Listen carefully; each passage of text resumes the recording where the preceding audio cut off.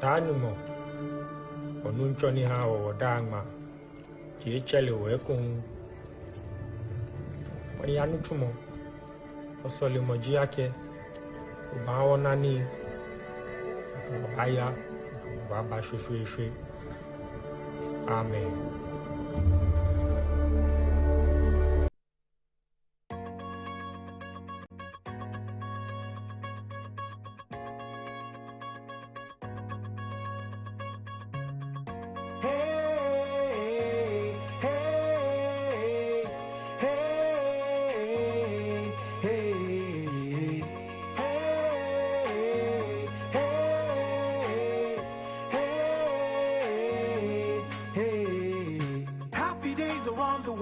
Yeah, that's what I believe. See, his sunshine is all around us, and there are beautiful clouds where you are. That's how I know that these worries will not last. I can see you've been crying and staying wide awake, asking yourself why the journey is so tough. They say tough times never last, only tough people do. So don't stop believing, I know it's gonna be better. Say la, la, la, la, la, la, la, la, ba-dum, ba-dum, boom, la, la, la, la, la, la, la, la, ba-dum. Can't be loved by everybody, it's impossible, you know. And trust me, it's okay, so let the toxic people go. Your peace within is more priceless than a pearl. You got to be happy, cause life's just way too short. Don't stress the little things, they will only waste your time. Just take it easy, easy like a nursery rhyme. And I'm singing, I know it's gonna be okay. So I wanna see you smile today. Hey, you just gotta be happy, man. Good days, bad days, it's all part of life. But you must keep the groove on and enjoy every single day. I'm sure you've had some happy days before. So what makes you think you can't have more? Keep on fighting and you'll see. You will soon see rainbows. Hey, come on! La, la, la, la. La, la, la, la. Ba-dum, ba-dum, boom. La, la, la, la. La, la, la, la. Ba-dum, ba-dum, boom. La, la, la, la. La, la, la, la. Ba-dum, ba-dum, boom. La, la, la, la. La, la, la, la. Beautiful clouds, where you are, where you are. There are beautiful clouds, where you are, where you are. Oh, oh.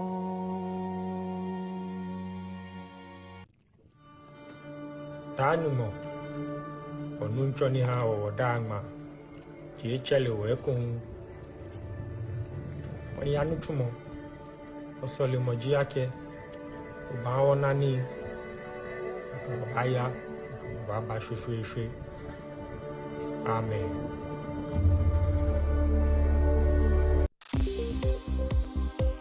Here are some stories making up the headlines from the regions. Now, students of the whole West constituency have been encouraged to take their education seriously as the area marked the 11th edition of the annual basic school competition. 4 schools basically completed in the grand finale, with Chito Awudume Methodist Basic School emerged as the overall winner. Member of Parliament for Whole West, Emmanuel Kwesi Bedra, said the quiz competition It's meant to motivate students to stay focused on their studies. My initial objective for starting this is to bring up students who were not doing very well in the whole West district to do very well. And we've all attested to the fact that the result coming from the basic school in the whole West has appreciably come up. That is satisfying enough. Then the other one has to do with human development. You had one of the old contestants who is now a BSc student at Botanical University doing civil engineering. Others have graduated. There's one particular guy who is in the US now who is doing aeronautic engineering. And so my satisfaction is that you have these young people who have dreamed to become something in the future, and they put in all their effort to reach that goal. Guest speaker and Member of Parliament for Keti South, Eric Edem Agbana, commended the initiative and described it as an investment in the future for the students. So what we have done today is not just a ceremony to crown winners, but Honorable Beja has invested directly into the future of these young ones.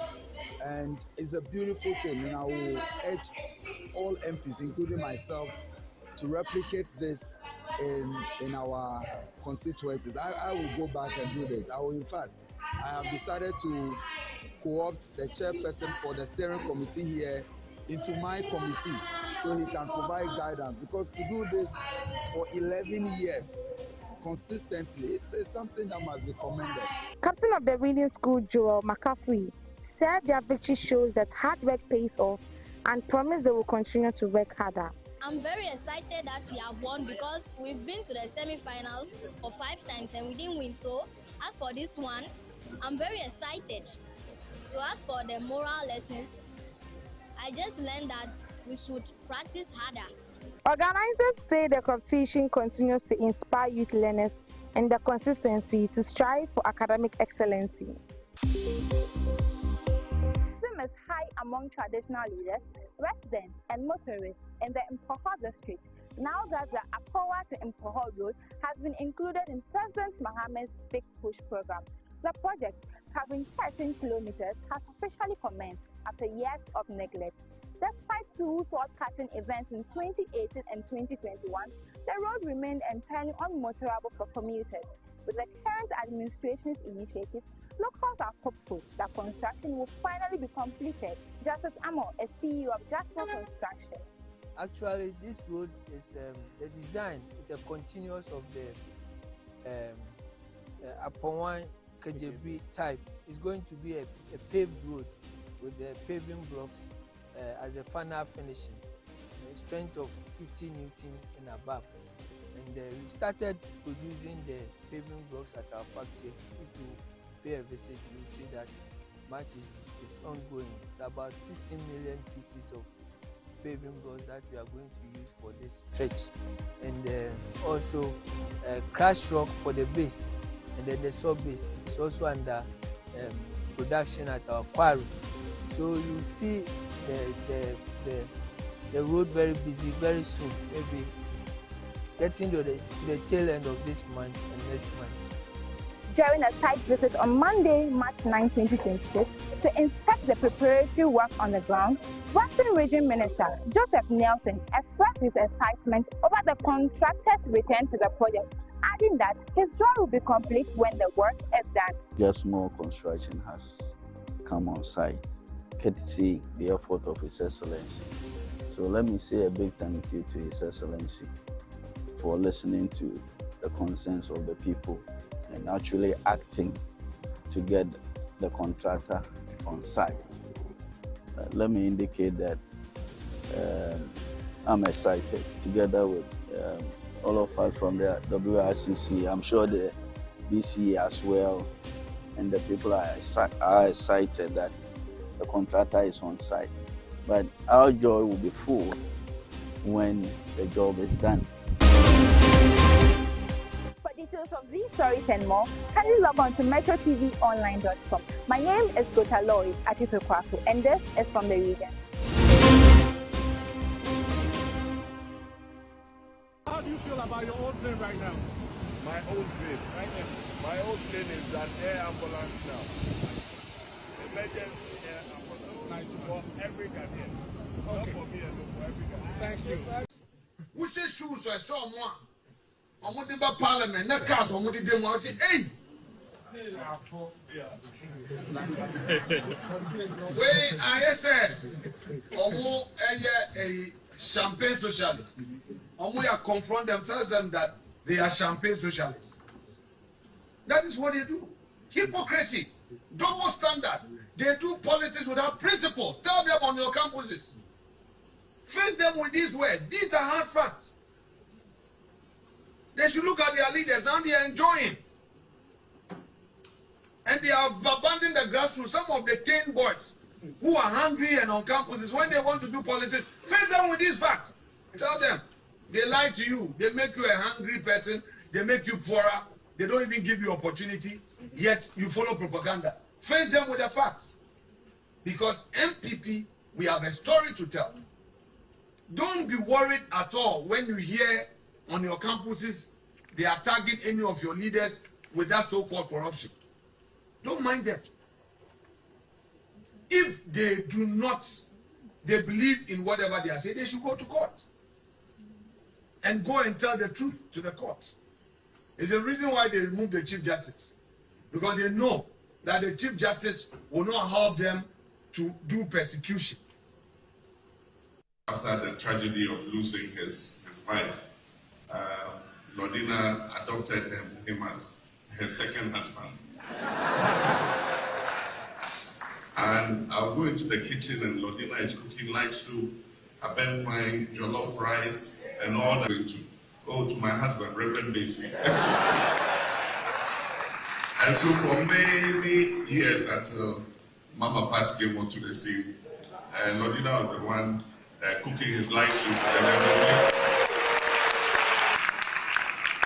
And so, I want to thank him. We received this invitation to be here more than 1 year ago. Ink it into my program. You know how busy this job is. And so, today, we said definitely we must be here to honor him for the good work he's done. It's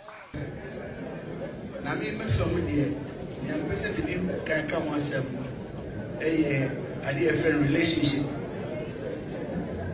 Onipa Ayade Nansu and Veninam.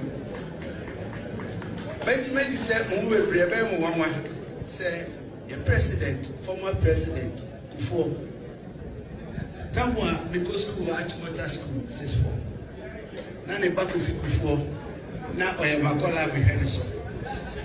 Now, the woman is Achimota school, says for my son, your my cubicles. It's genius, Papa weekend, but we're near the bar. As all the pussy will sing and know them. And it's been in the hair where they go for back of the pianist. Relationship myself and make a child. Sometimes, said you only a new president, obey a president of Ghana. Mrs. So, Nimi said that she made you grapple, Nimi do want for share politics. But Essa or Dobby a better many president for Temunti. But to him, and the money to be bunny for a weekend. Airport. I am what's now. No, Bissabe, now Profi, Opa Panaway, Yaya Colapo, Uya Colapa, that's when you're a penny. I mean, no.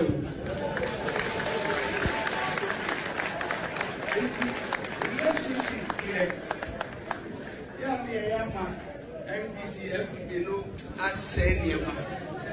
But here we are, Nimi, see a person grown Peter Padia. Yama on your donor way in Temuno, and you can see.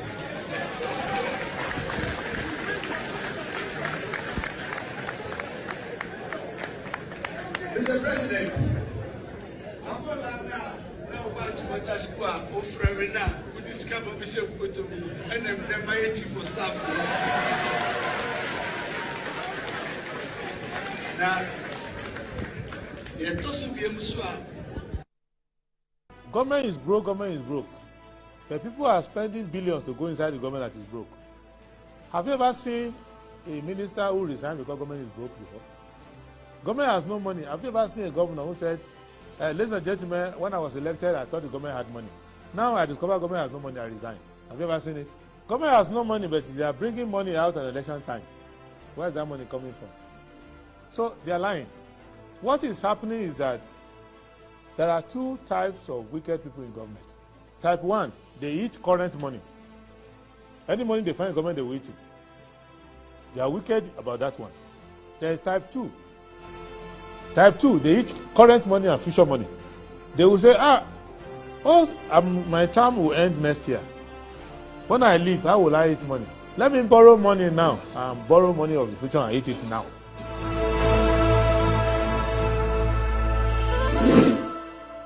Government is broke, government is broke. But people are spending billions to go inside the government that is broke. Have you ever seen a minister who resigned because government is broke before? Government has no money. Have you ever seen a governor who said, ladies and gentlemen, when I was elected, I thought the government had money. Now I discover government has no money, I resign. Have you ever seen it? Government has no money, but they are bringing money out at election time. Where is that money coming from? So they are lying. What is happening is that there are two types of wicked people in government. Type 1, they eat current money. Any money they find in government, they will eat it. They are wicked about that one. There is type 2. Type 2, they eat current money and future money. They will say, my term will end next year. When I leave, how will I eat money? Let me borrow money now and borrow money of the future and eat it now.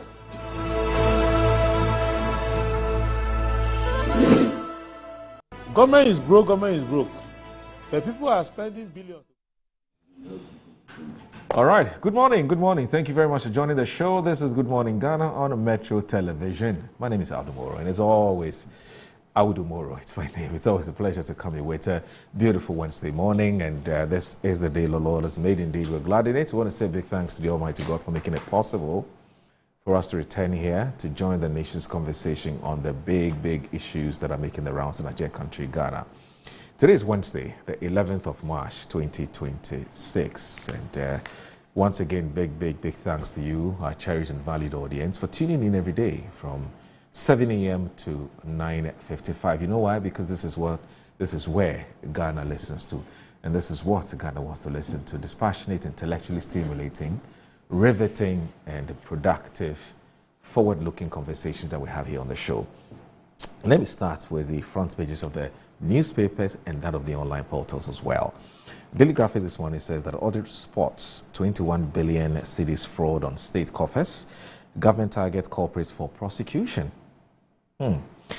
Spillover of Boku conflict, 23 arrested over Galamsey in Odan River Forest Reserve. There's also dismantled barriers to women's interest development, Professor Ekia Brichum. And there's Unilever Ghana partners GHS to expand the oral health care. That's the front page of today's Daily Graphic. The Daily Guide says the Ponkroma takes on BOG over $1.3 billion loss claim. Unilever GHS partner to expand oral health education. Minority raises alarm over new mining royalty law. Wontumi to no fate, March 16. MPA extortion case, OSP converts accused into witness. The Inside, U.S.-Israel war against Iran. Global coalition condemns military aggression. There's also Russia's Medvedev criticizes Gulf states over U.S. military bases. Volta NDC Group rally support urges Semavor to reconsider decision on Deputy Secretary position. We want to work for your wars. Women warn the European government on International Women's Day. And there's also who is the Ghanaian we have become? Rediscovering the lost spirit of Ghanaian citizenship. Writes Kwame Owusu-Danso Esquire. Kwame, how are you? Long time. Long time. Let's do some catching up one of these days. Inside COP Razak Osman's first year as Ghana's National Security Coordinator. And there's also Kibi Goldfields accused of neglecting development obligations. Now, the Herald this morning is reporting that 68.7 billion cedis arrears scandal rocks Akufo-Addo regime. Parliament ordered to investigate falsified records and inflated claims. And then also you have Melcom Foundation supports medical trust fund with 500,000 cedis. Cancer fears over chemically ripened bananas flooding Accra and Kumasi markets. OSP changes cause in MPA corruption case again. And then there's also Methodist Church Stalwart Georgina Baini to be buried on her birthday. That's on the front page of today's Herald newspaper. Now, if you check out the Accra Times this morning is reporting that I will serve with integrity and humility. President Mahama pledges need for robust local governance structures. Speaker Bagwin speaks out, and there's a MIDA moves to transform Volta Corridor into agro-industrial hubs. Open governance in Ghana. Caucus engages National Steering Committee. Diversification of gold reserves. BOG Governor defense decision. There's a Lodina weeps for girl dropouts. That's in commemoration of International Women's Day. The Ghanaian publisher says that Comac exposes Star Oil, GOIL, over fuel supply disruption. Minority rejects NHIS debt claims. There's NDC foot soldiers angry over recruitment process. Akufo-Addo leads AU election team to Congo. Gold Board, Women of Valor, and the need for bold leadership. The Custodian this morning is reporting that BOG outlines economic recovery and policy actions to Parliament. I will contest Ashanti Region Chairmanship position as Antiman Koka declares. Tension mounts in NDC as angry party supporters cry over no jobs and failed oral promises. Suhini inspects road projects in Tamale. And there's a gold war upon Nkrumah tackles BOG over 1.3 billion loss. Anodompre urges Ghana to criminalize ecocide. Now, what's on the front page of today's Daily Searchlight? Now, Daily Searchlight says that transporter swindled Ghana out of billions in 2024, and it goes ahead to say explosive national audit uncovers vast financial impropriety in agriculture relief logistics contract, finance ministry, and as minority rejects government debt narrative and insists National Health Insurance Authority inherited financial surplus. NPP to introduce online platform to strengthen ongoing memberships registration. There's Baba Jamal sworn in as Ayawasu East MP. Tragic road collision claims lives of 2 officers from Ghana Police Service in Eastern Region. But speaking of Baba Jamal, he's been trending the whole of yesterday, wasn't he? I'm not even sure if the picture that we saw is AI generated or is actually real. He was actually caught sleeping, allegedly, because I can't independently confirm, but the optics didn't look good. Mr. Baba Jamal. Anyway. Minority rejects government debt narrative and insists National Health Insurance Authority inherited financial surplus. That's on the front page of today's Daily Searchlight. Now, the Informer says Anita DeSoso speaks for neglected party loyalists. The Heal Ghana Month campaign, Malcolm Care supports Medical Trust Fund with 500,000 cedis towards accountable governance. Kufuor pushes for strict separation of powers. Call of strike. Government appeals to clocksack. There's ECG cable thieves nabbed. The new crusading guide says Akufo-Addo leads AU poll observer mission in Congo. BOG reveals post-debt recovery strategy, says economy rebounding after turbulent 2024. And strengthening the state, COP Razak Osman's expanding security footprint. DVLA tightens vehicle registration system, arrest fake number plate syndicate. Unlike NDC, MPP will oppose, not obstruct, in opposition as Antimine Coca. There's APL files RTI over BOG Gold, and that's a divestment. The Metro Lens. Danger on wheels. Chibi ISD van heavily worn. It says tailgate hanging deer, rear light missing, rear screen replaced with wood, and there's 5 arrested over fake DV plate. Ghana Link refutes claims linking ICOMs to fuel supply disruptions. BNFT. Reintroduction of tougher disciplinary actions at schools imminent as government response to rising violence, disregard for authority. There's Absa Bank provides specialized asset financing to support ENP. And there's also yesterday's CMO cannot keep up with today's AI-powered National Service Officer. Can monetary policy hold as oil prices surge? There's Commonwealth emerging as global traders' superpower. That's on the front page of the newspapers. Let's now go online and look at what the online portals are also publishing, have also published. Now, let me go to my joinline.com that says 50,000 or 50 million cedis frozen in Wuntumi's account. Government spokesperson Felix Kwachi Ofosu reveals. And as Cabinet approved special tribunals to tackle corruption and illicit wealth cases, fruit juice and more could be next under Ghana's transit crackdown, according to FABAC. Ghana Web says that Sputnik V COVID-19 cases Kwachofusu details Ajmamenu's arrest and charges, and there's a rethinking the Galamsey menace. TAGC sues GRA over refusal to disclose AI contract linked to Tema port operations. And there's new info on Rihanna's accused shooter and her bizarre motive for attack released. Let me go to City FM. That's the City newsroom. Actually, that's what I should be saying. So, the City newsroom this morning is reporting that a scrap AI aptitude test for security recruitment. There's Apenyo marking. Shippers Authority probes alleged Middle East surcharge on earlier shipments. This victim was of Hashama military raid. Drags they to court demand compensation. And then there's Metro TV Online. Jordan Ayew opposes major changes to Black Star squad ahead of 2026 World Cup.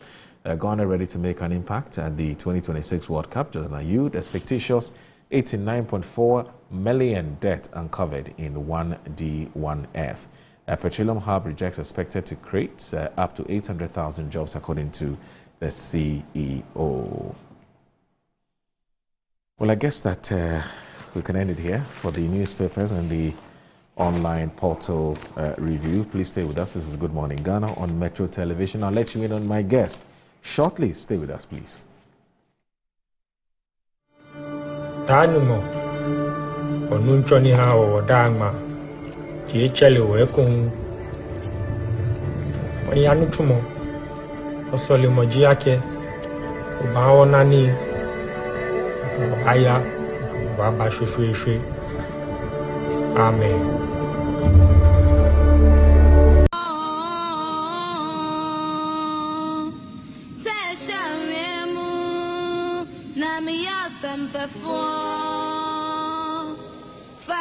Taking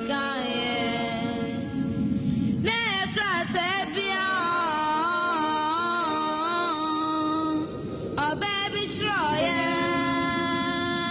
come on, duffel be ne moon semuno ne I want see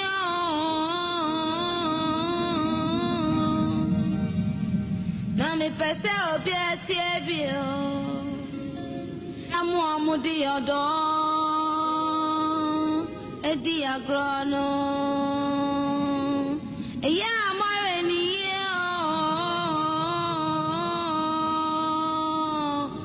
emun semuni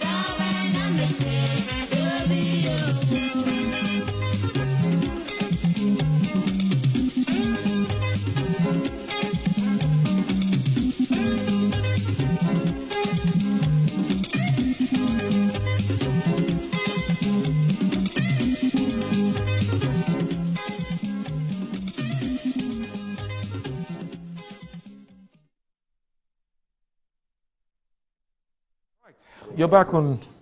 Well, I didn't say you're back. Well, you're still watching Good Morning Ghana on Metro Television. This show is live on 94.1 FM. My name is Aldo Moro. My guest already seated. I'm sure you can hear some noises in the background. Or some voices, that's what I'll be saying in the background. Yes, my guests are seated already, and we'll kickstart our conversation for the day. So joining us this morning is Mr. Kwesi Pratt Jr. He's a veteran, seasoned journalist, and also the former managing editor of the Insight newspaper. He's also an elderly statesman as well. And good morning, sir. Thank you very much for joining us on the show. Yes, it's always good to see you. And also, let me say that also joining us is the MP for Efija Kwabre constituency, Efija North. It's for Efija Kwabre North. Yeah, this thing's been struggling with it. Efija Kwabre North constituency, Collins Aduma-Komensa. He's also a former Deputy Energy Minister. He's with us this morning, second term Member of Parliament. He's doing well for his constituency, and I'm sure that just as he loves his constituents love him back.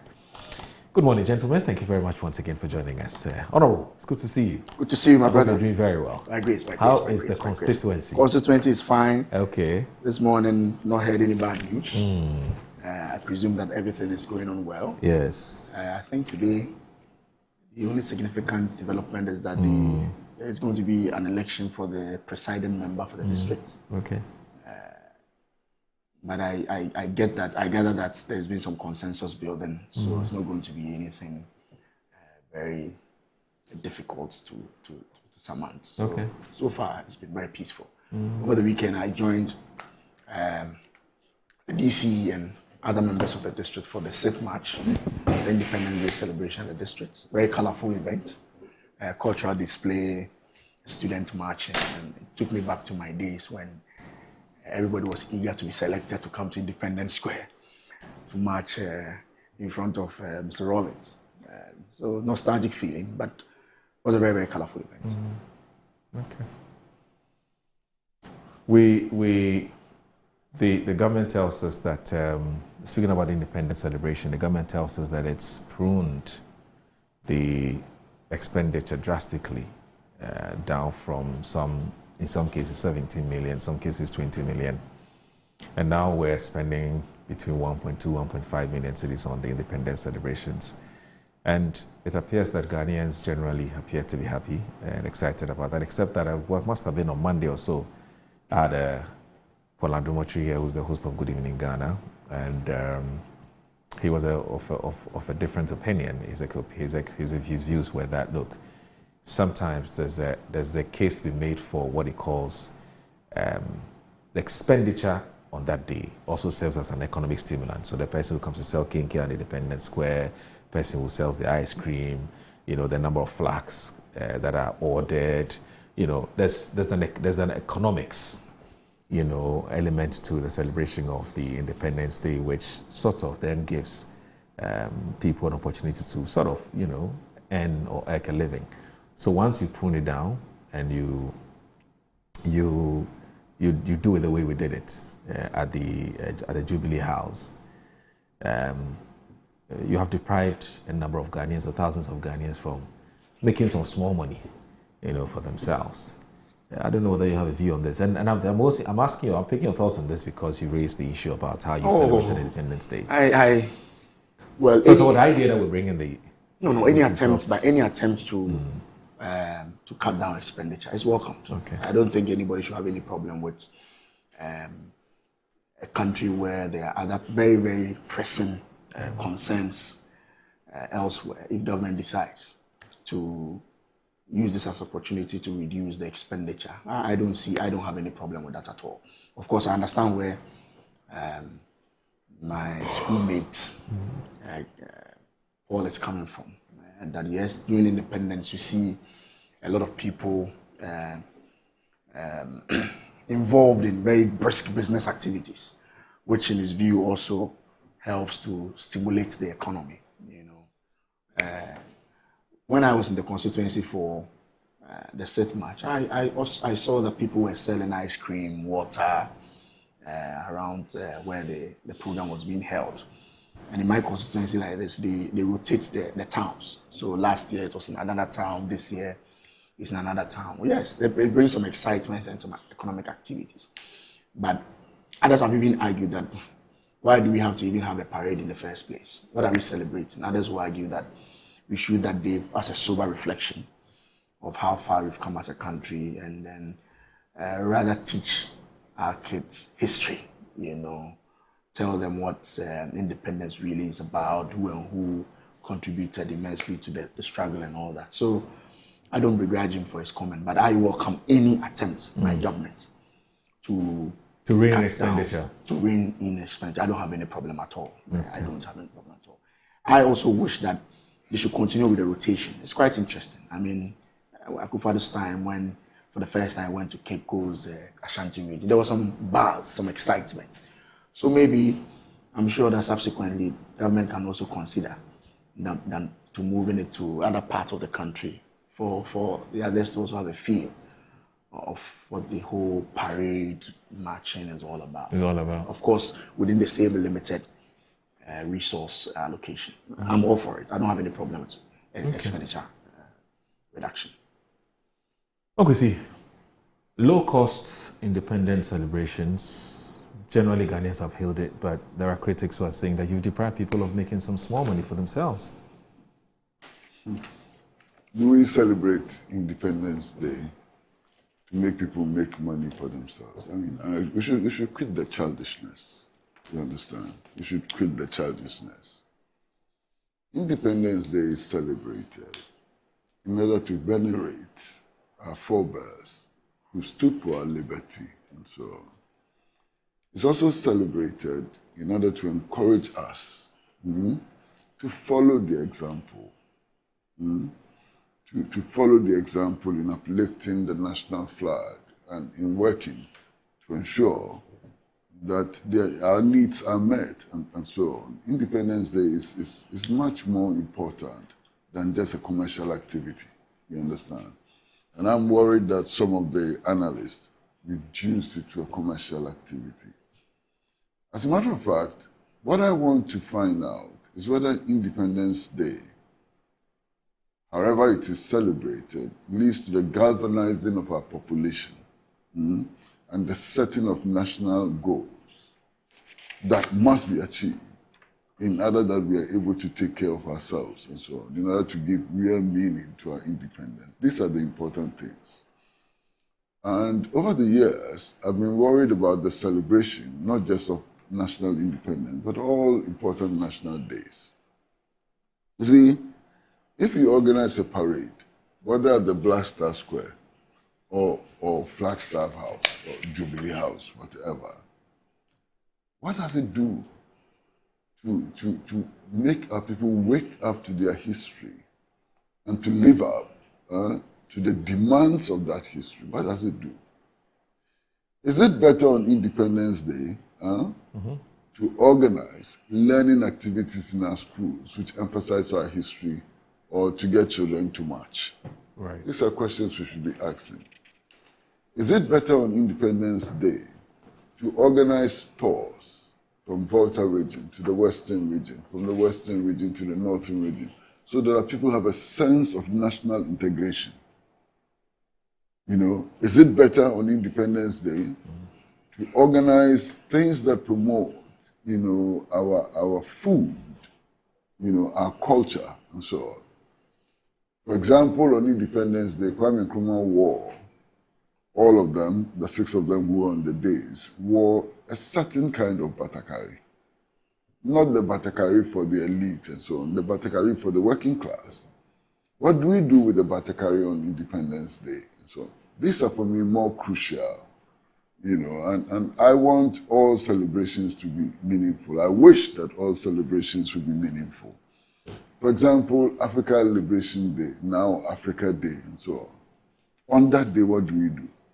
Should we focus attention on the struggles of the Sahrawi people for national independence? Should we use that day to identify with the Palestinian people who are waging a war, you know, against genocide? Should we use that day to emphasize the benefits of African unity and so on, rather than just declare a holiday? People go to the beach, get drunk, dance their heads off, and go back home. Right. You know, so I want these celebrations to be much more meaningful than they appear to be today. And the cost really does not matter. Really? I mean, if we spend a lot of money and achieve our objectives, would that not be better? If at the end of the celebration, Ghanaians are awakened to the need to own their own resources and to exploit these resources for their own benefit, wouldn't that be, a step forward? If at the end of the celebration, we are awakened to the need to reject the establishment of all foreign military bases on our soil, should we be counting the cost? So I think that, look, it's important for us to think big, to plan big. And in terms of planning big and thinking big, I'm thinking about the national objectives that we ought to achieve, rather than counting coins. So the analysis must go beyond value for money. So let me put it this way: the value for money analysis must go beyond cost. Let me rather put it that way, which is how much you're spending, rather than what did you use the money for. What gains did we make? What did we gain? What gains did we make? Celebrating independence. In a country where for a very long time we stopped teaching history as a standalone subject in our secondary schools. What's the point of celebrating national independence? That's interesting. In a country where we deliberately, our planners, our policymakers deliberately decided that history should not be taught as a standalone subject. So what then is the value of national independence? You see? So I want us to have a holistic approach to these celebrations, to define clearly what objectives we want to achieve with these celebrations. And to do that, rather than to be counting, coins, Okay, all right. Now, I want us to look at... boss, do you disagree with me? No, not at all. So you also agree that the amount of money we spend is not really the issue, but what did we gain? No, whatever money we spend, yes, ought to be reasonable. Reasonable, of course. Okay. Okay. But it ought to be weighed against the achievements. It ought to be weighed against our objectives, and so on. It ought to be, rather than how many business people made money on the day and so on. Really, what is that about? All right. So, gentlemen, there's what appears to be a bombshell, which was thrown at us yesterday in Parliament, and I don't know whether the videos are ready. Bright, if the videos are ready, please cue them, because we may need them. Now, if you look at all the papers today, it's on their front pages, and it has to do with an audit report which was commissioned by the government of the day, Finance Ministry specifically, by the Auditor General, and I'm told that with the support from PricewaterhouseCoopers, and then the IMF itself, and some very, very troubling, very worrying, and also very, very sad findings. And Daily Graphic this morning says, Audit spots 21 billion cedis fraud on state coffers, and the government targets corporates for prosecution. That's what the Daily Graphic is telling us today. Now, Hester Abram-Kranche of the Daily Graphic is reporting that there's a special audit into Ghana's unpaid debts, and that has uncovered 21.35 billion cedis suspicious, duplicated, and fictitious claims on state coffers, compelling a government pledge to prosecute all individuals involved in what it terms a systemic plunder of the public purse. The amount is made up of 8.1 billion cedis outright rejection. Okay, 8.1 billion cedis outright rejection. And then 13.26 billion cedis that must be justified before payments can be made. Now, we're told that the disallowed amounts were part of some 68, so entire amount which the Auditor General looked into, it's 68.7 billion cedis, which was submitted to the Ministry of Finance as unpaid interim payment certificates, what we call IPCs. Now, the invoices and then the bank transfer advices BTAs owe to contractors and suppliers The government in July last year taxed the Ghana Audit Service, working in partnership with EY and PwC. So EY is Ernst & Young, and PwC, that's PricewaterhouseCoopers, to verify and validate some 68.7 billion cedis submitted to the Ministry of Finance in unpaid interim payment certificates, IPCs, invoices and bank transfer advices, which is BTAs, owed to contractors and suppliers. Now, the outstanding IPCs and invoices amounted to some 50.5 billion cedis, and while outstanding bank BTAs amounted to some 18.3 billion cedis.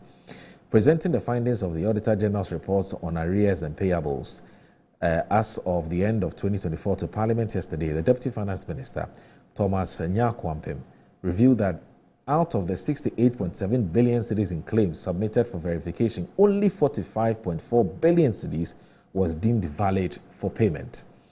The rest, which is the 8.1 billion, was outrightly rejected due to a litany of irregularities, including unsupported documentations, duplications, overstatement, and claims for work never done.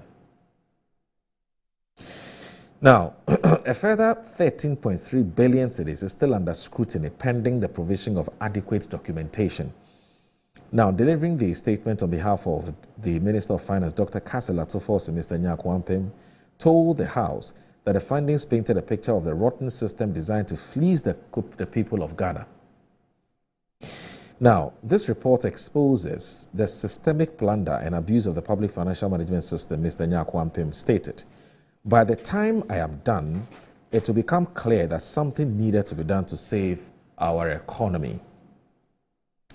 Now, among the most alarming discoveries was a fictitious debt of 89.4 million cedis under the Ministry of Trade and Industry. Now, according to the audit, the ministry submitted a request to settle interest payments under the One District, One Factory, One D, One F initiative with 5 commercial banks.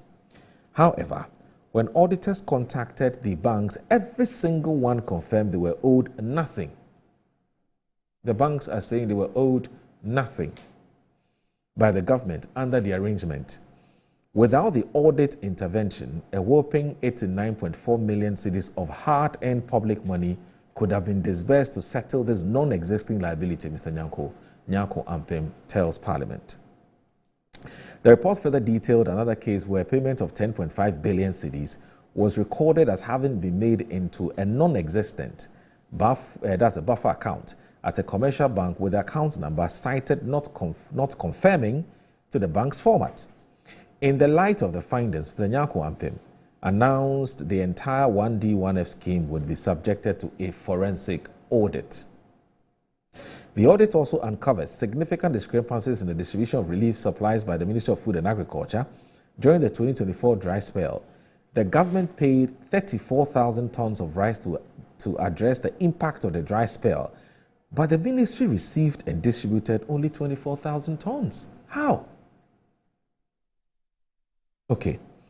The remaining 10,000 tons, fully paid for, remained unaccounted for, according to the audit. Okay. In a separate transaction, Ministry of Food and Agriculture submitted stores receipt advice claiming delivery of 100,000 tons of maize worth 771.2 million cedis. However, the audit revealed that only 11,900 tons were actually supplied and distributed. Okay. Further compounding the issues at MOFA, let me just use MOFA for now, the Ministry of Food and Agriculture. A transportation company contracted under the Farmer Food Relief Program was paid 61.7 million cedis for transporting 35,000 tons of grains, despite the contract sum for the volume being 30.9 million. Ghana. The company was also given 7,311 tons of rice in lieu of cash for no work done, according to the Deputy Finance Minister. And I'll end with this. As a result, he said the Auditor General rejected an additional 65.2 million the ministry sought to pay the company. And I can go on and on and on and on and on. But perhaps I have said enough to trigger a conversation that I believe is extremely important, because you see, it's about the public kitty. It's about our taxes. And if they are not used properly, we ought to call people out for doing the wrong things. But more importantly, I think that the Auditor General's report, these things keep coming up all the time. Something is definitely wrong. I mean, we have a systemic problem, reporting, accounting. What's happening with gift mix? The Ghana Integrated Management Information System, what's happening to it? I mean, why do we keep recording these things? I know, yeah, the human element is strong, but then we need to deal with it. If people are prosecuted and people are jailed, I'm sure that when you are stealing or you have any intentions of fleecing the state, you'll think twice. But that's not for me. I'm a moderator. Let me bring my guest in. Collins, I mean, you're Ghanaian first before a member of of a political party. That's the New Patriotic Party. How do you feel when we keep bringing some of these things to the fore? I mean, 8.1 billion cedis is what we would have paid somebody for doing nothing. So, yesterday... Or some people for doing nothing. Yesterday, right after the voting proceedings and all that, the Speaker announced that the Minister for Finance, who was represented by the Deputy Minister, would like to make a statement. So our leadership raised concern, because normally such statements would have been discussed at conclave. So they raised the issue that this was not discussed at conclave, and that if it was discussed, at least we would have had an opportunity from our side to have a copy of the document. Oh, which is in line with the long existing practice? Practice. Okay. So normally at conclave, you inform them that we intend to make a statement of this nature because of, as you pointed at, bombshell. Yeah. So it is just, especially when the audit is, the period is within when we were in government. It's just fair that at least you give them heads up so that they also prepare with a response, at least, I mean, preliminary response. For our viewers who do not understand or do not appreciate parliamentary practice and parliamentary work, when we say conclave, what is that? Conclave is where leadership with Speaker meets before they come to the plenary. Right. And that is where normally they agree on some few things so that nobody's surprised on the floor, basically. So leadership raised that concern that we were not briefed about this. So it would have been important that we are giving some heads up so we prepare. But I think the Speaker overruled the objection. And then Mr. Ampim made a statement. But prior to that, sorry, before you talk about Ampim's statement, prior to that, did you pick up any intel? No, we didn't. At all? At all. That the audit was ready, the findings of the audit report was ready, and Parliament and the Finance Ministry was going to present that to Ghanaians? At all. Really? Yes. Okay. Now, what was presented was a statement. Yeah. This statement. Yeah. It was after the statement, then Mr. Ampim then laid, or as it were, presented to Parliament, the audit report.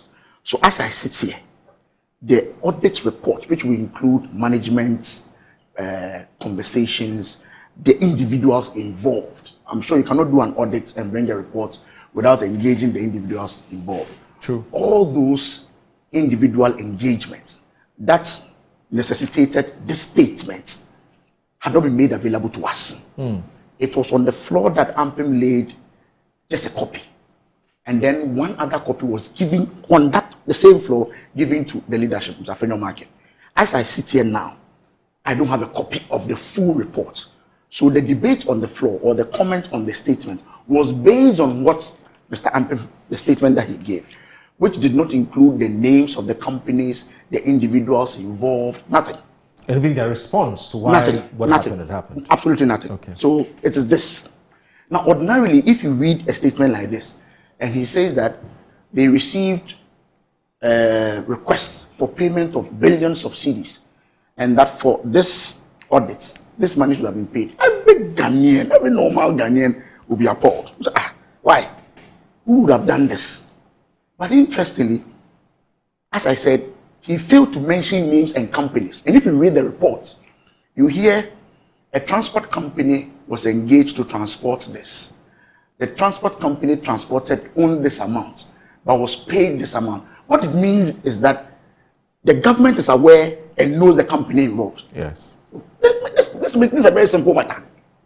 Yeah, but reputations are at stake. You are not getting my point. No, I know. You want the companies to be mentioned. You're not getting my point. No, but the companies will be mentioned in the report. In the main report, yes, obviously. Of which you and I don't have a copy. We don't have a copy now. Yes, what you have is an abridged version. No, but that's the point I'm making. So the intent of this statement is to create a certain mindset. Okay. And to create a certain story.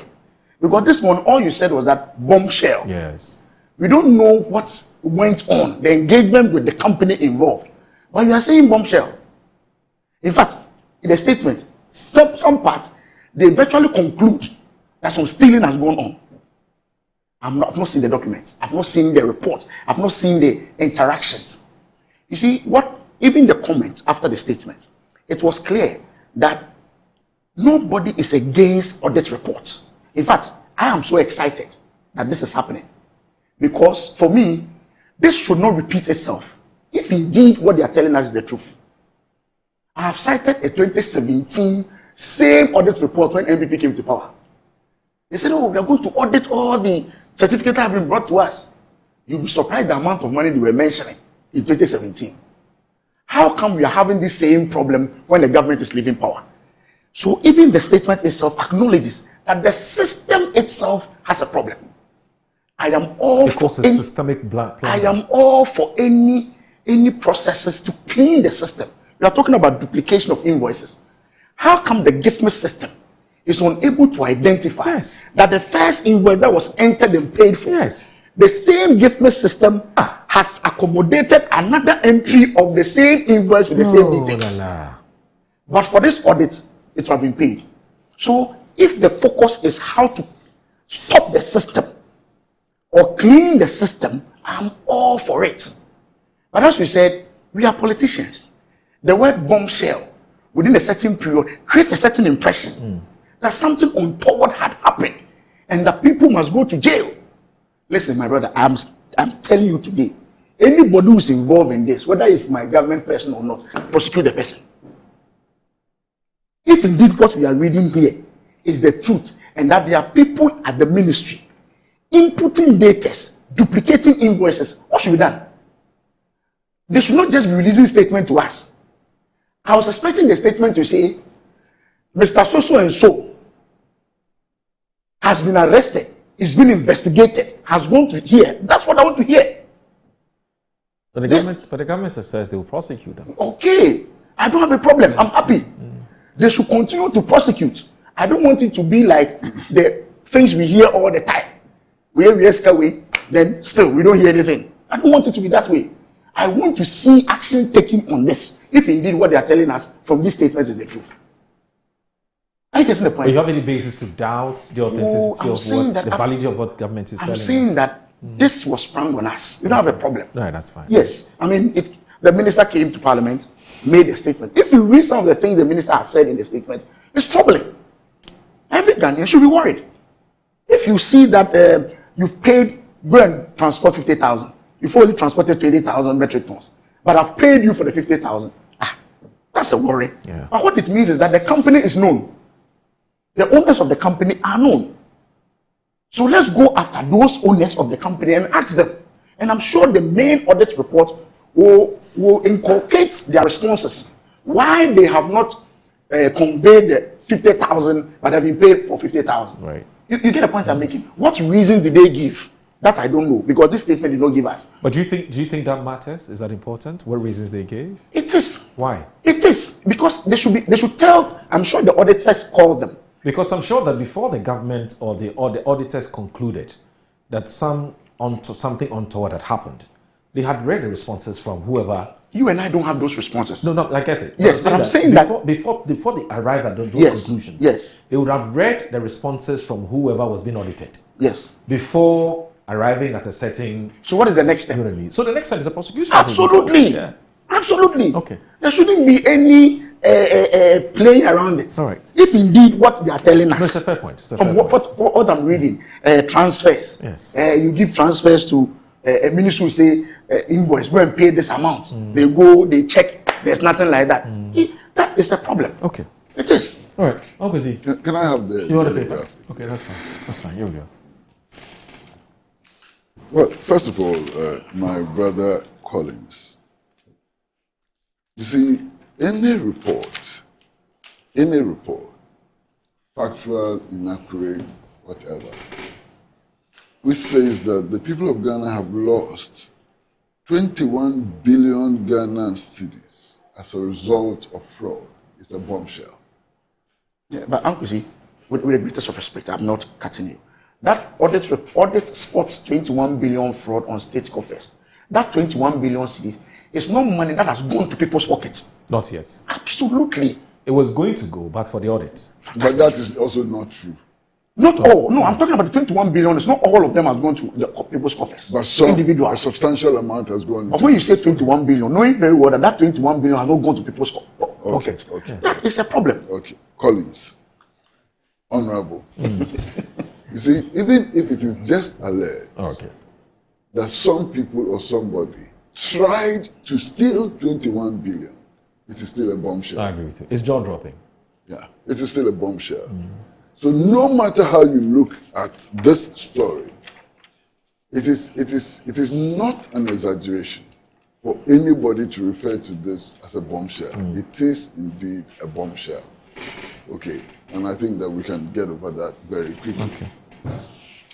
Now, I believe that whatever our government does, whatever our institutions do, should be founded or grounded in law. Right. And the basic law of the land clearly states that all persons must be deemed to be innocent until convicted by a competent court. And for me, this is a very important principle.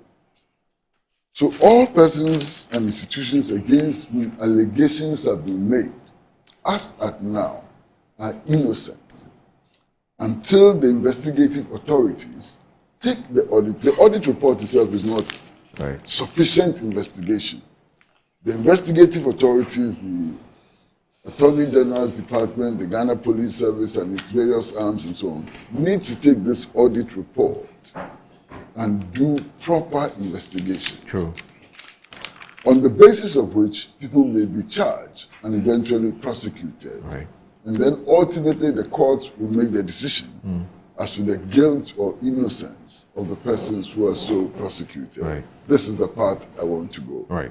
So I agree with my brother, Honorable Collins, that it is not sufficient to throw these allegations in the public domain. The proper thing needs to be done. And the proper thing is proper investigation and eventual prosecution. But you see, if we also make the claim that it is not alleged that the monies have been stolen, I think we are not being fair. Why? Because some of the allegations, a substantial part of the allegation that the money has actually been stolen and has gone into people's accounts and private pockets. And I can read portions of it. I'm going to read it. So. You know. So, for example, it says... The Ministry of Food and Agriculture part, I'm sure. Yeah, the Ministry of Food and Agriculture part. And what was supposed to be delivered was not delivered. And it was not delivered. It's there. But according to the report. Yeah. Yes, but that's not stealing. It depends on what you you That's non-performance. So you are charged the transporter. It's a charge. I'm saying that you cannot say that's stealing. So you charge me 10,000. You send a bill to government. Yes. That this work has been done. Yes. And that it should be paid. Yes. How do you say that is non-performance? No. Because the bill you send to government is on the assumption that the work has been done. That's true. The government is paying for work which has been done. That's true. Yes. If the work has not been done, that's true. It moves from the category of non-performance to something else. That's no, Uncle, see, you government contracts you to transport 200,000. Yes.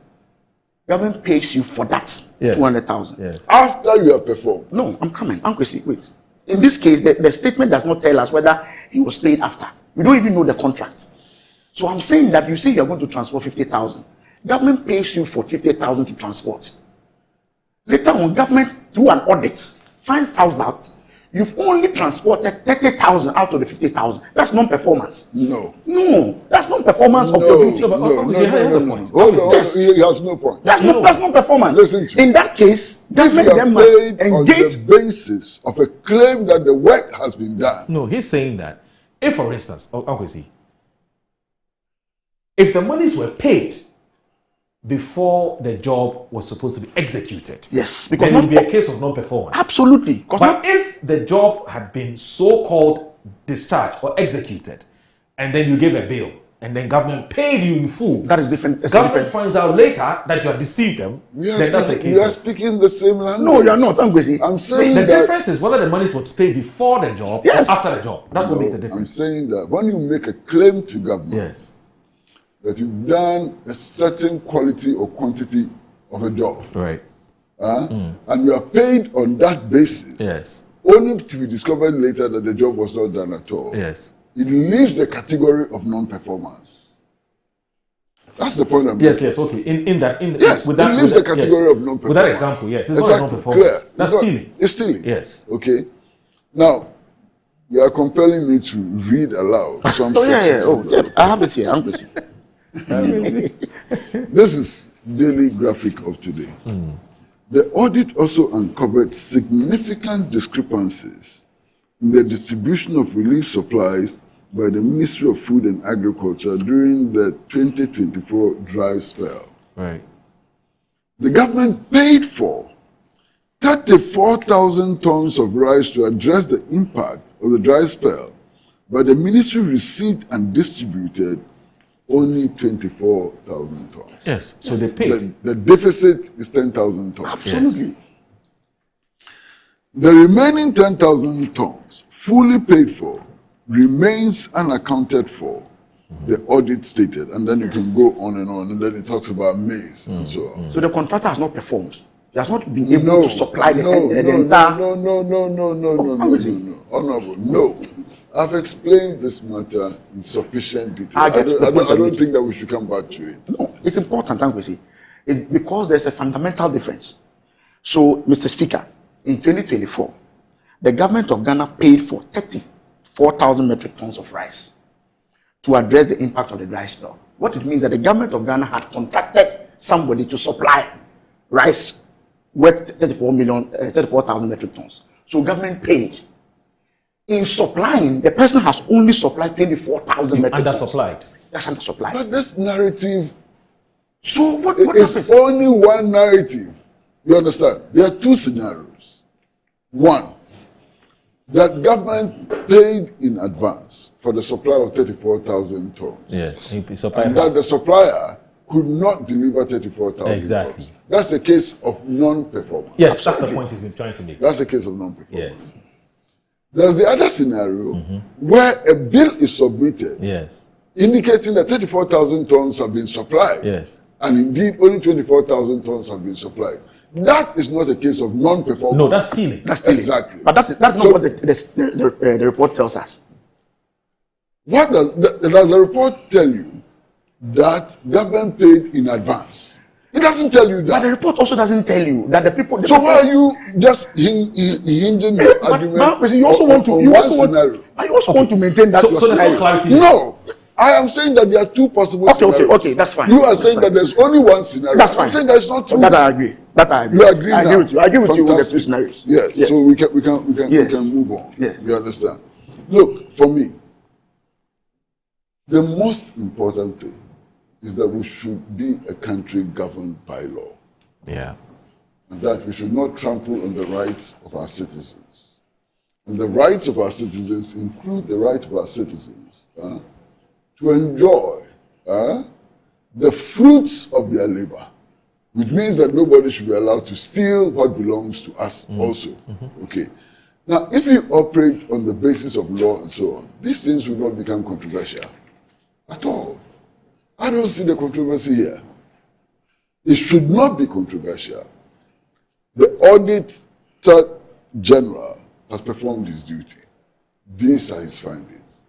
Let's put it through the legal test. That's all. If at the end of the day, the courts determine that no crime has been committed, everybody goes home fine. If at the end of the day, the courts determine that crime has been committed, people must be punished. That's all. That's my position. I agree with you perfectly. Clear. You understand?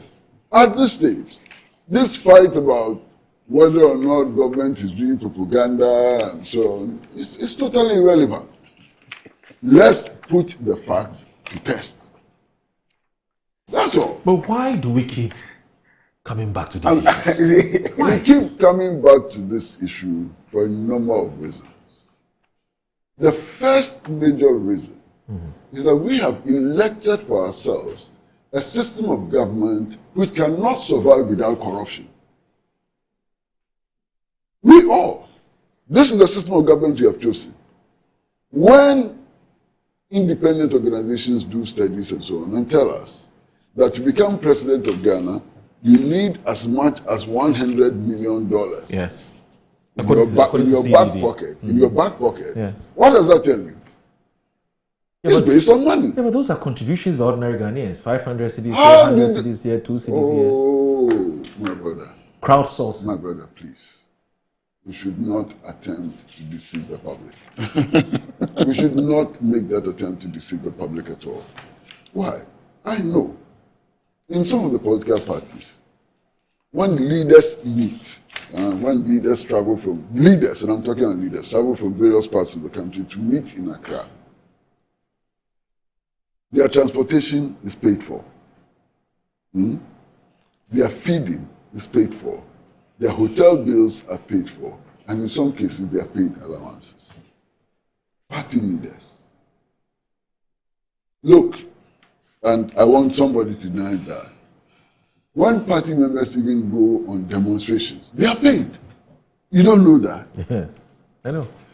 When party members meet candidates, in an internal election, they are induced with money, some huge amounts of money and so on. Where does all that money come from? All of that money comes from government coffers. I can bet my bottom dollar that all of that money comes from government coffers. So if you elect to have this system of governance, you have no right to be complaining about corruption. Corruption is inbuilt. It is the system that we are percepted to operate. When delegates go to vote in an internal election, and they stand before the cameras, television cameras, and say that we will not vote until so and so has brought the promised amount. What does that mean? What does that mean? When parties get into government, and I don't want to be specific in this matter, for various reasons.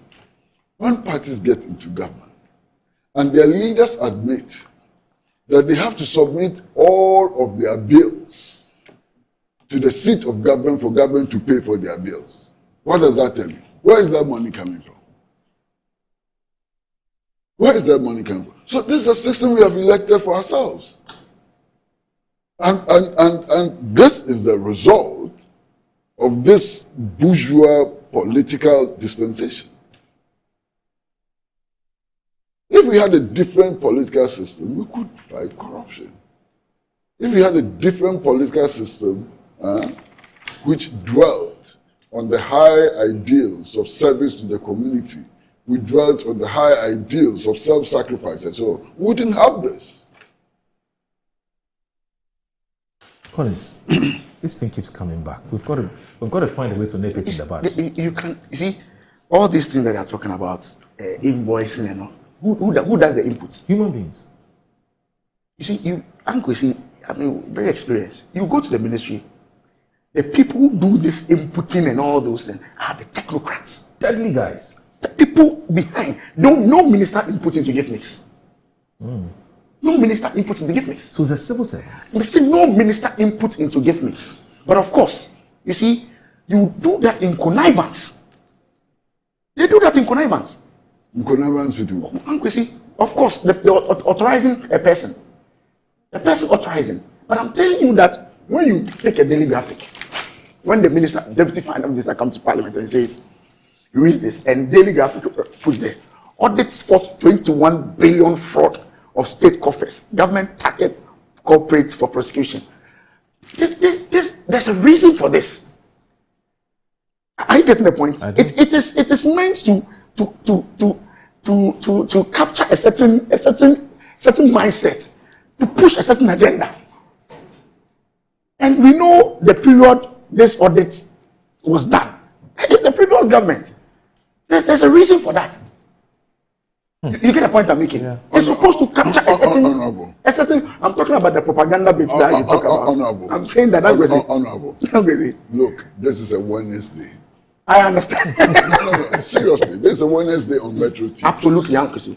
And see, is there anything that has ever been published since history began without a motive?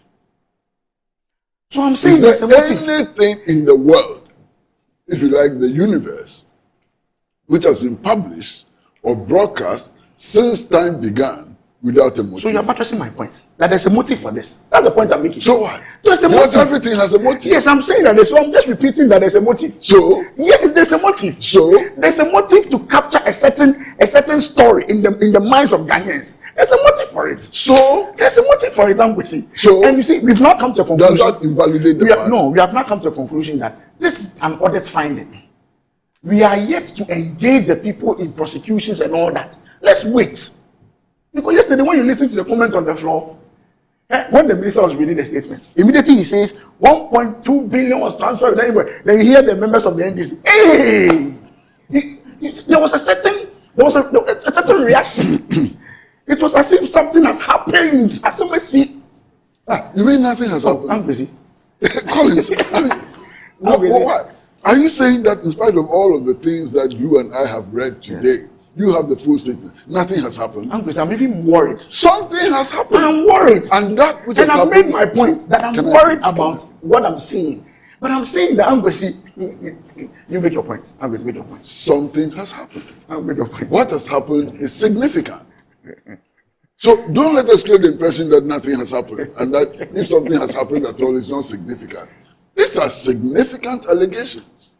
I'm happy you say allegations. Yes. I'm happy you say allegations. Yes. I'm happy you say allegations. From an audit report. I want by to the see, Auditor General. You see, we are getting too many allegations. If you read the comments yesterday, go and check government officials who posted this on their Facebook page.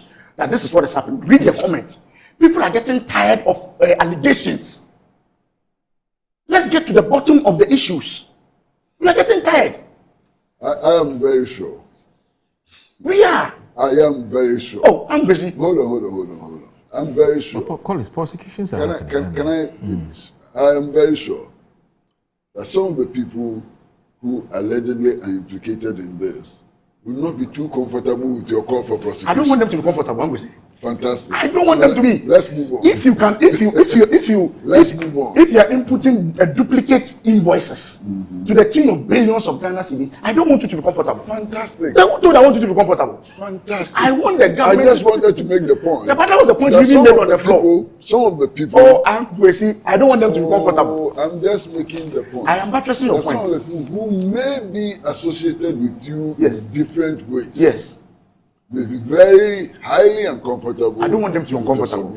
I don't want them but if you and I agree, I don't want them to be uncomfortable. I'm going to say if you see, let's go forward. If you see 1.something billion, 1.something billion, let's move forward. Should you be? Why should I make you uncomfortable? Why should I make you comfortable? Okay, no problem. Tomorrow, the point I'm making is that there are too many allegations all the time. Government raises the excitement. Yeah. You know, just like the aura, 21 billion, 21 billion.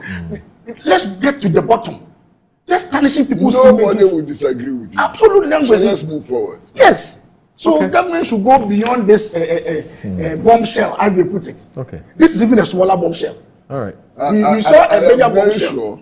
I'm very sure that Alhaji Mahmoud Bawumia would not disagree with your submission this morning. Oh, what does Alhaji got to do with this? And I'm so sure that Atufosin will not disagree with your submission. What does Alhaji do? All of them will not agree with your submission. So let's move forward. Let the proper thing be done. Master, is that not the case? Yes. Let the proper thing be done. Alhaji is in Mecca. Alhaji is praying. Oh, so he doesn't care about this? Oh, no, he's praying. Are you saying that he doesn't care about it? I'm not saying so. I'm not saying so. So let's move on. You mean enough of the talk, eh? Let's walk the talk. Walk the talk. Okay. Every day, creating the impression that something has happened, something has happened, something has happened. Okay. But something has happened. Then go to the bottom. Massa, Go to the bottom. there has been an audit report. Has something not happened? Of course something has happened. That audit report has been presented to Parliament. Has something not happened? Something has happened. The amounts involved are horrendous. Have something not happened? Something has happened. Okay. So something has happened. Okay. All right. Ogwezi. Yes, boss. On Monday, we spotted you somewhere. We spotted you somewhere signing a book, and social media captured you. And this is what it says. The Daily Graphic says, Kwesi Pratt Jr., General Secretary of the Socialist Movement of Ghana, signs the Book of Condolence at the Iranian Embassy in Ghana in tribute to the late Iranian Supreme Leader Ayatollah Ali Khamenei. Why? Why did you? What's your business going to? He's Iranian. You're Ghanaian. What's your interest in doing this? Why did you go there? First of all, I'm shocked. Okay. I'm shocked All right. by the claim that we should sympathize and mourn with only Ghanaians. Right. That's a very strange statement. It's a very, I mean, I get what you're coming from. It shouldn't be the case. Yes. He's a human being. Yes. Bottom line. More than that. And also, I mean, even recent history. I mean, Mandela died. Yeah. We mourned him. Yeah. Even the state mourned Mandela. That's fine. I get it. Jesse Jackson and so on. So that assumption that we should only mourn and sympathize when Ghanaians die, That's out of the That's a fair point. Very fair point. Very fair point. Absolutely. Number one. Absolutely. So, but anyways, about the Middle East crisis, we're concerned. But number two. Okay. Who has been killed? The person who has been killed is both the spiritual and political leader of Iran. Yeah. What is his history? Forget what the Western media is saying. What is his history? For 41 long years, this is the man who almost single-handedly has prevented Iran from getting a nuclear weapon. In fact, the videos came out yesterday. Where This is the man who issued a fatwa. Yes. This is the man who issued a fatwa that it's a sin against God to make and possess a nuclear weapon. Do you get it? Yes, I follow. So when a man like that is killed, why would we not sympathize? Yeah, there's every reason to sympathize. Especially if we agree that the production and possession of nuclear weapons is a threat to the survival of the universe. And he issued the fatwa. Over the last 11 years, Israel has consistently been telling us that Iran is on the verge of producing a nuclear weapon. Yeah. How can you be on the verge of producing a nuclear weapon for 11 years? If they were on the verge of producing a nuclear weapon 11 years ago, the weapon should be there. But the weapon is not there. 10 years ago, we were told Iran is on the verge of producing a nuclear weapon. 9 years ago, we were told the same story. Today, we are being told the same story. How credible is that story? It doesn't make sense. You understand? Yeah. So it's important for us to recognize what this man who was killed, this imam who was killed, represents. Now, here is the contradiction. The United States of America and Israel start bombing Iran. Their claim is that they don't want Iran to have a nuclear weapon. And the man they kill in the first day is the man who is insisting that Iran should not get a nuclear weapon. Does this make sense? It doesn't. Tell me if this makes sense. It doesn't make any sense at all. You understand? But then I'd like to take you on a historical journey. Iran's nuclear program began in 1957. 1957, that's when Iran's nuclear program began.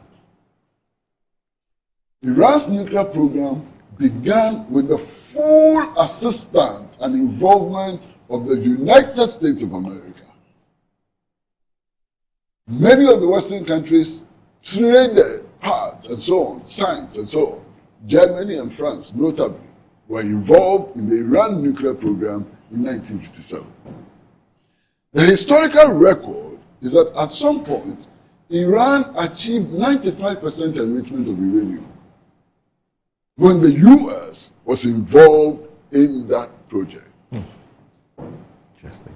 So what has changed? As a matter of fact, the US trained more than 4,000 nuclear scientists and operators, and so on, were trained by the United States of America. What has happened? In any case, the only thing that happened is that in 1979, there was a revolution in Iran, and the despotic government of the Shah was overthrown. And a new government emerged, which was not ready to take orders from the US and Israel. That's the only change. Iran is being bombed today because it refuses to be the lackey of US imperialism and Zionist aggression. That's the only reason. And we must understand that in clear terms. In any case, if we are in principle opposed to the production and possession of nuclear weapons, what are we doing to Israel, which everybody knows has produced a nuclear weapon and keeps stockpiles of nuclear weapons? We must be principled. We must be even-handed. Iran has not even produced one. We suspect that it may produce one. Israel has produced and is keeping them. Where is principle? Where is consistency? Where is principle? Where is consistency? So clearly for me, Imam Khomeini is a man of peace. He's a principled man of peace. And above all, his assassination was a clear violation of international law and US domestic law. When I signed the Book of Condolence, I signed the Book of Condolence to affirm my personal and organizational commitment to the establishment of a rule-based international order. But that's been disrupted now. It's been disrupted. So should we abandon it? No, we can't. We can't. Yes, we can't. Okay? We have to fix it. So when I signed the Book of Condolence, I signed the Book of Condolence to salute a man who stood against the production and possession of nuclear weapons around the world. Yeah. When I signed that Book of Condolence, I signed that Book of Condolence to affirm my belief in upholding the sovereignty of nations. Yeah. So it's clear. Very, very clear. Look, since this war began, and I hope that all of you are following the development, the international news and so on. Most of the claims put up by Israel and the US have turned out to be false. Most of the claims. Now, only yesterday, the defense minister of the US actually announced that the US had begun escorting ships through the Strait of Hormuz. Yes. In a tweet. What happened? Minutes later, he had to pull down the tweet. Yes. Because it turned out that it was not true. And that even affected the price of the crude oil. So you know that what I'm saying is the truth. It turned out it crept up a bit. Okay. As soon as he took it off. Okay. Donald Trump, the president of the US, claimed that the Iranian Navy had been completely wiped out. Yes. Western intelligence sources are telling us this morning that Iran's Navy is intact. Yes. Donald Trump. Oh God. Who is telling us the truth? Who is telling us the truth? They gave us the impression that the Strait of Hormuz had now been opened because the US was going to escort boats and so on. It's all turned out to be false. Yeah. Western media put out a story alleging that Ahmadinejad, the former president of Iran, had been killed. He's alive today. It turns out to be false. Okay? So there's so many stories, and I can go on and on and on and on. And you would see clearly that the credible media, look, the first day, they bombed the school. Okay? Yeah. Hundreds and more children died with their teachers and so on. Donald Trump actually told the media that the bomb, that the school was bombed by Iran. Yes. The BBC, British Broadcasting Corporation, did an investigation, the report of which was released, I think, 2 days ago. Yeah. What did they say? The BBC says that based on its investigation, which was carried out by credible and reputable scientists, weapons experts, and so on, that the bomb was actually struck by the United States of America and not Iran. Who is telling us the truth? The BBC claimed in its report that the bomb which was used was a Tomahawk missile. Israel does not use Tomahawk missiles. Iran does not use Tomahawk missiles. So who struck the school? So check the report. Verify it for yourself. Open your mind. You understand? You can hate Islam. That's your business. But that should not be the basis of coming to conclusions about the current war which has unfolded in between the US and Israel on one side and Iran on the other side. Now let's do some historical, let's have some historical. Look, not too long ago, we were told that Iraq under Saddam Hussein had weapons of mass destruction. True. So the US and its allies actually attacked Iraq in order to either take possession of the weapons of mass destruction or to destroy them. They killed 2 million Iraqis. 2 million Iraqis were killed. And then they turned around, looked us in the face and said, we didn't find any weapon of mass destruction. Have you forgotten that history? This is recent history. You can't forget it. After killing 2 million Iraqis, they turned around, looked us in the face and said, oh, we made a mistake. How are you sure that they are not making a mistake today? How are you sure that they are not making a mistake today? For me, I'm learning important lessons from this development. And one of the most important lessons I'm learning is that the decision, any decision, to host foreign military bases has consequences for the people, for the host country. If you go you've been consistent on this matter. Yeah, but if you go and host, and when we said that nobody believes us, now it's happening in our eyes. And I want our leaders to wake up. Our leaders must wake up. If you host a military base here, and that military base is used to attack any country, you become a legitimate target. Absolutely. At least the bases become legitimate targets. So we should not be involved in other people's wars. We should not allow our soil to be used as bases to attack sovereign states. Who says that the enemies of the US are necessarily the enemies of Ghana? Why should we get involved in US wars and so on? Why do we sign such agreements? This is a wake-up call. You understand?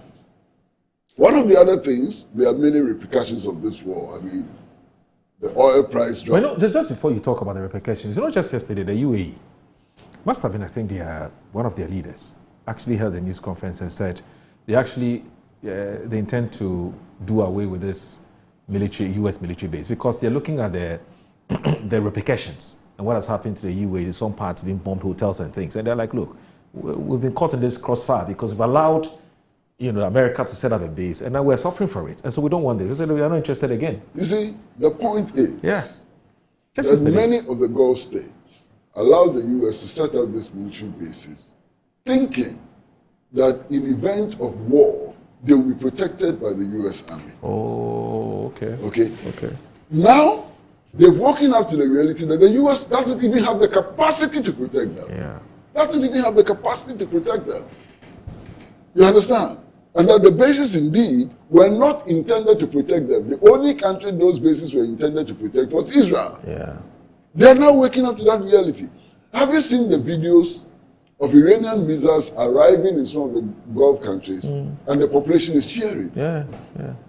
The population is cheering the Iranians for dropping bombs on the American bases. Which, like we say in our local parlance, Ochia. You understand? Which your answer? That's an important eye-opener. Okay? It's an important eye-opener. Yeah. But you see, what is that going to say? And then you divert. The repercussions of what is happening. Yes. The repercussions are there. Quite apart from the escalating price of oil and gas and so on. Why? The Ghanaian contingent, UN contingent in Lebanon, UNIFIL, has been attacked. Yeah. And I am honestly and seriously shocked by the reaction of our government. Oh, we've called for investigations, full-scale investigations. Is that all? The United Nations has condemned Everybody knows who fired the missile. Well, we do, that's true. If our authorities claim that they do not know who fired the missiles, then they are incompetent. Yes, everybody knows who fires the missile. We sent our soldiers to go and make sacrifices for peace. They are not combatants. Nobody has a right to attack them. One country has attacked them. One of them has been so seriously injured and is in hospital. And all we do is issue statements calling for investigations. Is that all we can do? Is that the best we can do for our soldiers? I can't believe it. And listen, this did not start now. In the last war with Lebanon, the IDF and Israeli government said they didn't want a UNIFIL presence there. Yeah.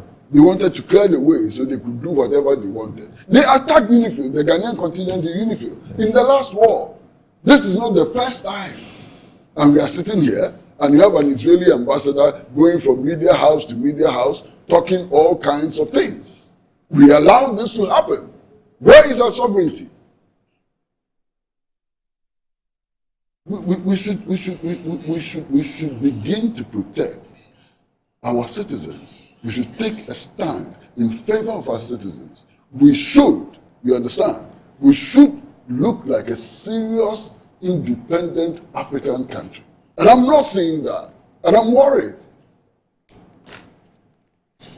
There's another replication, but I'm sure we'll talk about that as well. Collins, what are your thoughts about this Middle East crisis? Whenever I get up in the morning and I switch on my television, I increasingly, for years, I always get scared with what is happening in the Middle East. You know, and you see the narration being espoused by Ankwesi. You listen to some of the media houses, and it's as if Iran and the other countries that Ankwesi is talking how many, it's like some monster. I'm sure you've observed it. Some of the comments is as if this guy has to be taken out immediately, as quickly as possible. You know, even the same media, those foreign media houses, one is for this. Sometimes I switch on CNN, the same story, the different narration. You move to Al Jazeera, it's a totally different scenario, different discussion. My bro, you know, I'm an energy person.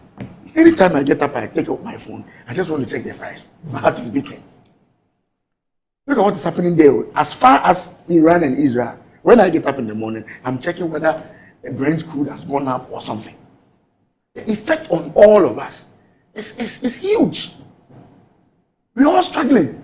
Today, if you listen to MPA, when you hear MPA say, oh, we have just 7 weeks left, five weeks left, hey, what is happening?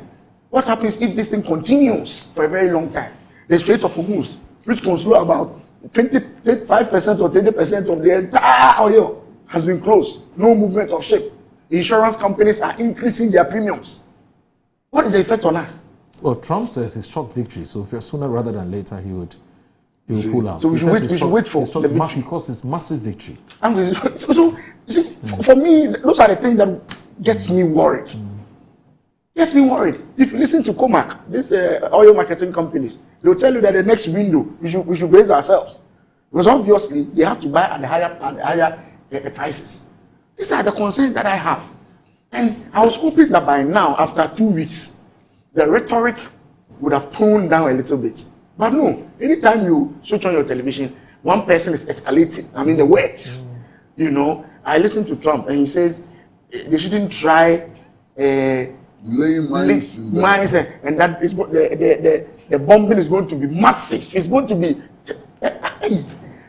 And you know, he uses this expression, none that has ever been seen before. Never, but always. Yes, always, yes. Is it massive? But it's a problem. I want to so that I can. So I'm enjoying the history. Yes. I'm being very rich, very rich. But as I said, for me as a young boy, you know, what I look out for is the effect on us. Yeah. When I saw our soldiers being attacked, I said, is that where it has gotten to? You know, even in war there are rules. Even in war there are rules. Yeah. And for you to bomb a UN, peacekeeping force. yes, a UN secured area, it has gone beyond just a normal war. What is the essence of the UN? Assembly Kesia, they talk about it. Now they are bombing them themselves. What are they going to say now? Are you getting the point I mean? Now there's the Emergency Security Council meeting. What are they going to say? Are they going to say that now even our own base has been bombed? It's a problem. And we have to be very, very careful. The way these things are escalating gradually, bro. This thing is between Israel, America, and Iran. Look at what's happening in the Gulf area. Oman. They've all taken a hit. They've all taken a hit. Oman, Bahrain, Qatar, Saudi Arabia. You know, Dubai. Now I was reading that America is thinking of Turkey easing the sanctions on Russia. Yes. Yeah. So that they can release some of their oil onto the market. Yes. The G7 are quickly now meeting. Yes. In fact, today. Absolutely. So you see, the G7, they have reserves. They have tons of reserves. Yeah. They are the ones fighting. They have reserves. What about us? Those of us who have just 5 weeks. Why isn't it enough? And 7 weeks. Isn't it enough? Well, you see, I'm saying that the one who is fighting has 2 years, 3 years reserve. He is bombing an area that is giving some of us some comfort. Now we are panicking. Everybody is panicking. It's a problem. It's a problem. All we can do is to continue to appeal. You know, for me on my side, I'll continue to appeal that we should tone down on the. Just yesterday, I don't know whether it's true. I heard Lebanon is contacting Israel for some negotiations. It will happen. Okay, I heard that, and I heard the Israelis saying they don't want to. They don't want. Well, the Iranians are also saying that they will decide when the war ends. So what it means that as we speak, as we sit here now, this thing is not going to end right now. It's not going to end any time now. Okay, we did. Okay, see. See, Moro, when things happen, it's always important to place them within context. Right.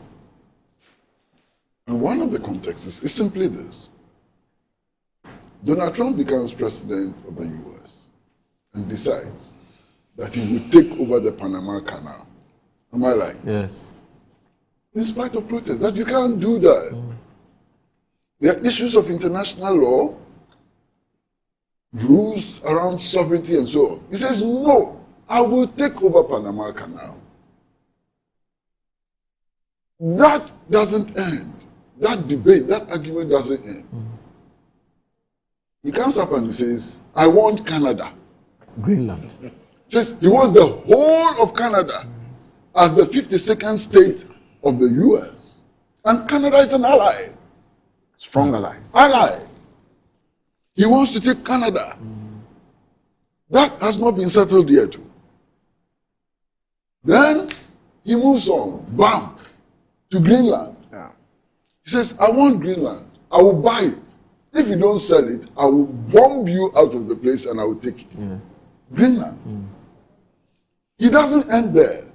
He goes to Venezuela, captures a sitting president after killing almost 200 people or more, captures a sitting president and takes him to New York for trial. And then Donald Trump sits in his office, in the Oval Office, and says that anybody who wants to sign an oil deal with Venezuela. Don't go to Venezuela, come to me. Can you imagine an independent country go and capture its president, and then you announce to the world that anybody who wants to do any deal with Venezuela should come to you. Don't go to the Venezuelans, they don't matter. How does that sit with you? More importantly, everybody had believed that Donald Trump was interested, or some people ignorantly believed that Donald Trump was interested in restoring democracy to Venezuela and so on, and that his claim that the elections were rigged were true. So he takes Maduro out, President Maduro out, and there's a clamor to install the person that he claims won the last elections. What are his comments? That the person he claims to have won the last election has no credibility. Master, that the people of Venezuela don't even respect him. And that the best candidate is the vice president of Maduro. This story, Master, can you believe this is happening before our eyes and we are hearing these things? Oh my God. And then he turns to Iran and he says, oh, we have killed the leader of Iran. We killed him. They admit, we killed the leader of Iran, okay? But his replacement will have to be determined by me. They cannot replace their leader if I don't approve. Hitler didn't go this far. Honestly, Hitler didn't go this far.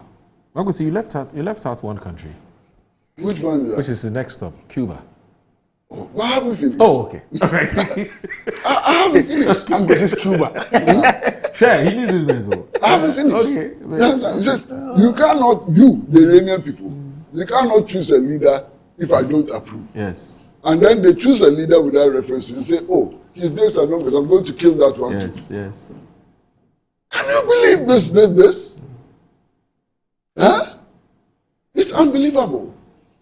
He promises the Iranian people to continue demonstrating against their government. Continue, demonstrate against your government. Bring chaos to your country and so on. I will come and help you. The first day of the attack, there were over 100 school children who were killed. Were they not Iranians? So he's helping Iranians by killing them, by bombing their hospitals and so on. It doesn't make sense, does it? In any case, the protests in Iran were legitimate protests. I believe that the protests in Iran were legitimate protests.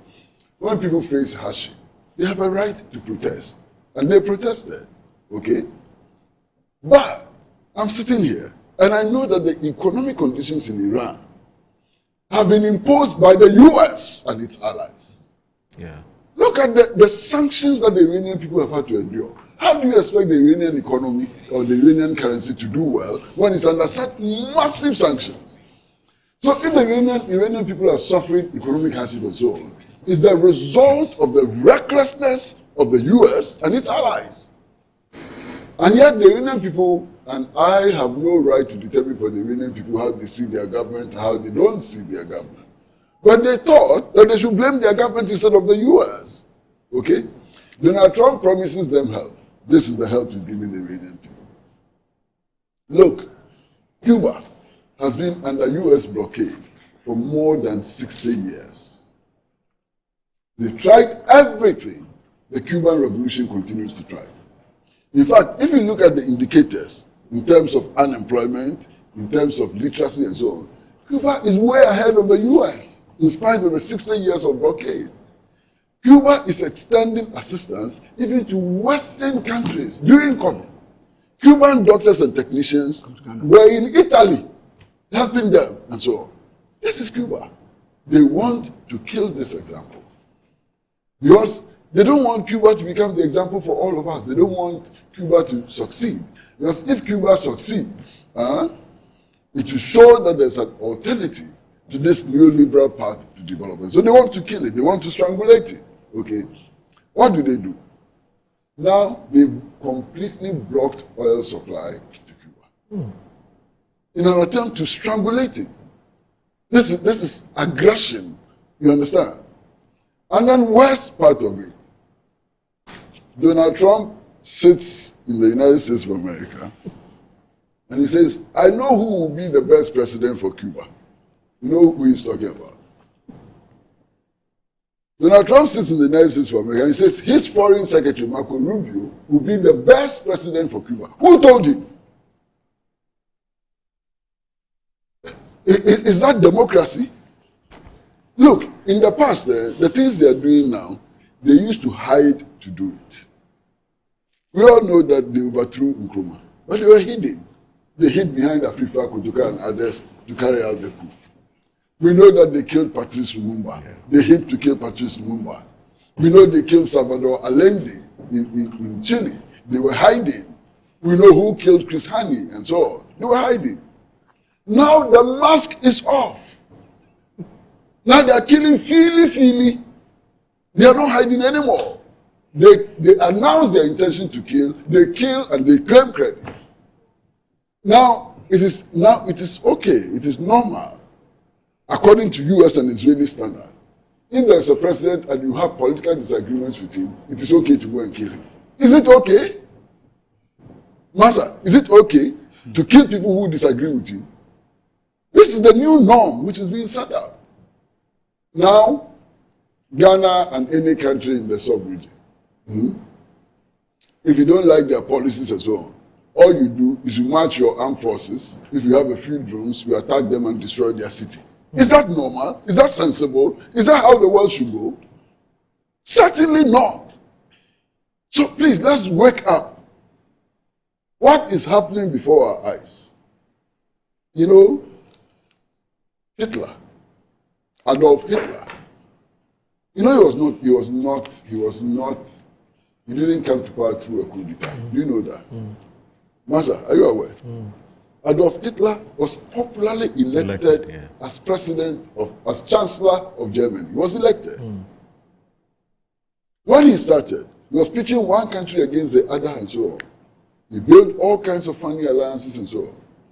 By the time the world woke up to the danger Adolf Hitler presented, millions of people had been killed. The war had affected every country in the world. Ghana, we sent soldiers to go and fight in the Second World War, didn't we? Almost every country suffered as a result. We were sitting down and watching him. Today, we are sitting down and watching Donald Trump. UN Security Council is lame. It's not been able to do anything. When I read the African Union statement on this aggression against Iran, I almost wept. I asked myself, where is Modibo Keita? Where are the Secretariats anymore? Where are the Kwame Nkrumahs and so on? African Union jumped into the middle, didn't want trouble with America, calling on both sides to go to the negotiation table. That is their solution. But that's been the same posture with China and Russia. But of course, I'm told that they're helping them with intelligence. But beyond that, it doesn't look like there's anything there. But the U.S. has denied. Yesterday, the U.S. actually made a statement that Russia is not involved in the war at all. The U.S. made that statement. Wow. And in fact, Donald Trump is now saying that the sanctions against Russia must be lifted so that Russia can sell its oil. I had the treasury. Yes, yes. Just to discourage them. The U.S. is now saying that the sanctions against Russia must be lifted. The EU is angry. The EU is saying that we spend billions of euros supporting Ukraine, and that it will be inconsistent for us who are spending billions of our money to support Ukraine to be assisting Russia to raise resources to fund this war. So now there's a problem between the European Union and the U.S. and we're still. You know that the Trump administration is actually subverting the governments of Britain, Germany, and France. Are you aware? Yeah. Because Trump wants the far right to take over in these countries. So even the governments of France, Britain, and Germany are threatened by the Trump administration. Why are we tolerating this? Anyway, so there's a final leg to this conversation. We'll have that. The final leg to this conversation is whether To what extent should Ghana be worried about what's happening in the Middle East? Of course, there's the local politics already started, whether, if fuel prices here or the export price goes up, whether we can fault or we can attribute that to the Middle East crisis or not. The MPP or some elements of the MPP are saying that, look, as far as they're concerned, the government should not come and tell anybody that because of what's happening in the Middle East, fuel prices have to go up, because as far as they're concerned, the NDC, when they were in opposition, had said that external shocks or external turbulence or external developments have no impact on Ghana's economy. And so, as far as they're concerned, the NDC should stay in that same lane. Of course, the MPP were of a different opinion that external shocks have a massive impact on the economy. So we'll find out whether the MPP will also stay in that same lane, or they will also switch gear, or they'll change. So that's what we'll be looking at. And then, of course, we'll look at some other issue right after that before we say goodbye. So stay with us. This is Good Morning Ghana on Metro Television.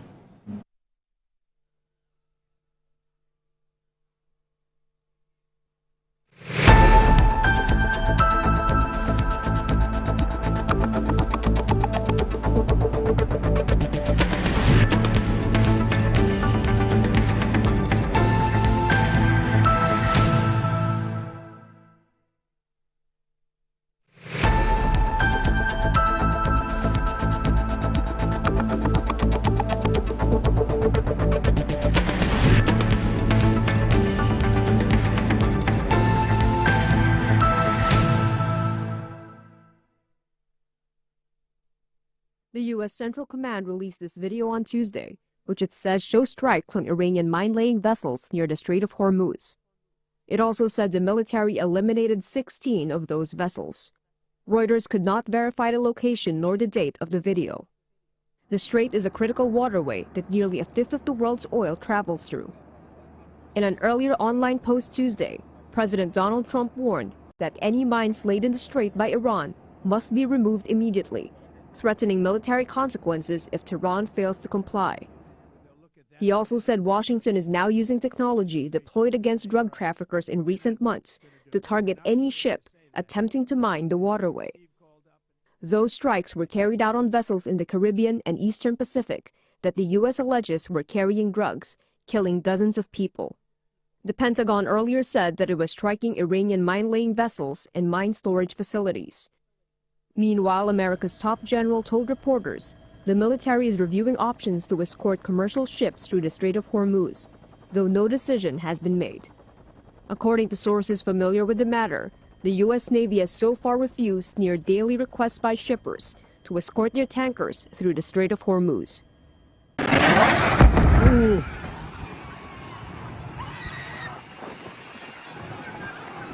Tomahawk missile likely destroyed that Iranian girls' school. So will the U.S. accept any responsibility? Well, I haven't seen it, and I will say that the Tomahawk, which is one of the most powerful weapons around, is used by, is sold and used by other countries, you know that.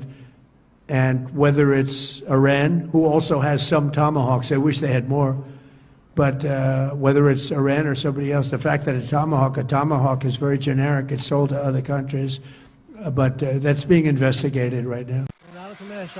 Eyewitness video released on Tuesday showed destroyed buildings and rubble in Karaj, west of Tehran, as the U.S. and Israel pounded Iran with what both the Pentagon and Iranians on the ground described as the most intense airstrikes of the conflict. U.S. Defense Secretary Pete Hegseth spoke to reporters Tuesday morning. Today will be, yet again, our most intense day of strikes inside Iran. The most fighters, the most bombers, the most strikes. Intelligence more refined and better than ever. So that's on one hand. On the other hand, the last 24 hours have seen Iran fire the lowest number of missiles they've been capable of firing yet.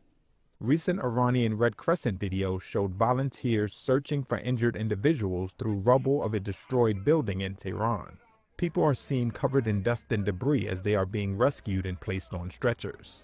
Raising the stakes for the global economy, Iran's Revolutionary Guard said they would block oil shipments from the Gulf unless U.S. and Israeli attacks cease. Meanwhile, global markets are betting that President Donald Trump will call off the war soon. He He was pressed on his war timeline Monday. Mr. President, you've said the war is, quote, very complete, but your defense secretary says this is just the beginning. So which is it, and how long should Americans be prepared? Well, I think you could say it both. The beginning, it's the beginning of building a new country, but they have no Navy, they have no Air Force.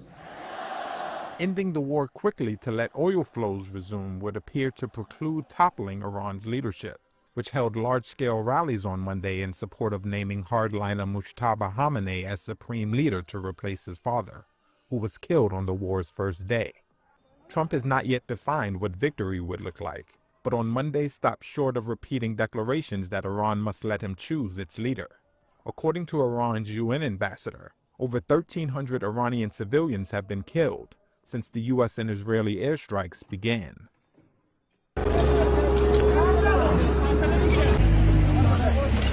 This is Risalat Street. 2 residential blocks were hit by the enemy's rocket. So far, relief forces and the Red Crescent teams have been able to pull 3 people alive from under the rubble and bring them out. And they will try to rescue anyone else trapped under the rubble quickly. If any bodies of martyrs are still under the rubble, they will also remove them. The structures are very unstable, but the Red Crescent people, with all their efforts, and the firefighting and relief forces are trying to do their work.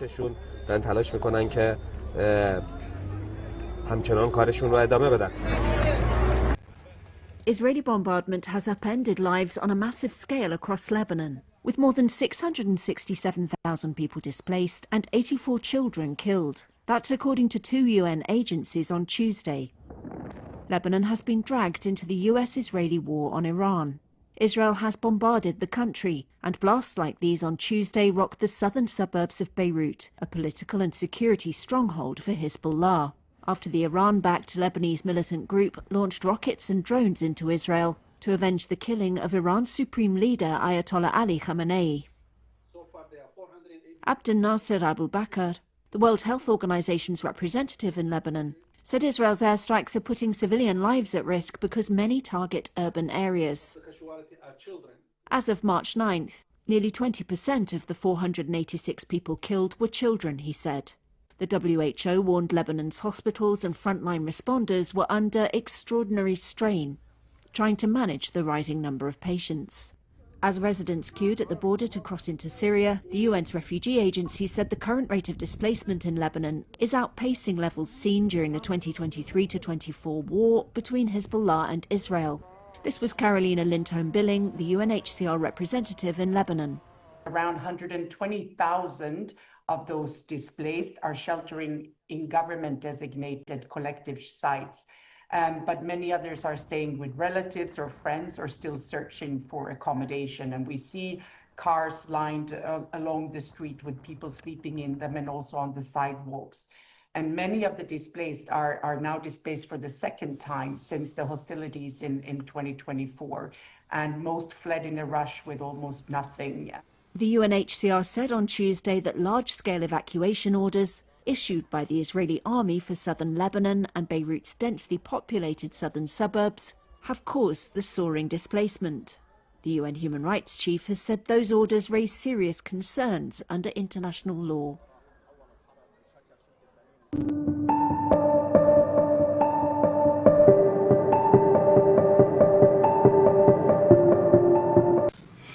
Well, everybody knows that Ghana has a defense cooperation agreement with the U.S.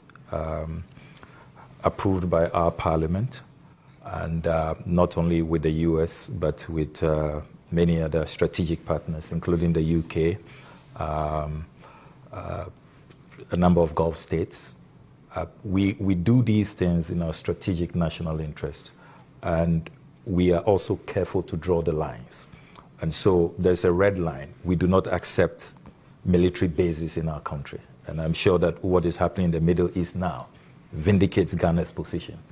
We have historically prevented Western powers from establishing military bases in our country. And I believe that those who initially were not sure why Ghana was very stern about this position now appreciate that. Having said that, we also take the view that any cooperation, any intervention must be on a case-by-case basis, and there has to be express approval. So the recent attacks in Nigeria, the Nigerians will confirm to you that they invited the Americans, and they also reached out to Ghana to collaborate. The Nigerians? Yes, both the Nigerians and the Americans. So that's how we are playing this out. Sovereignty has to be respected. Territorial integrity has to be respected. You must be invited.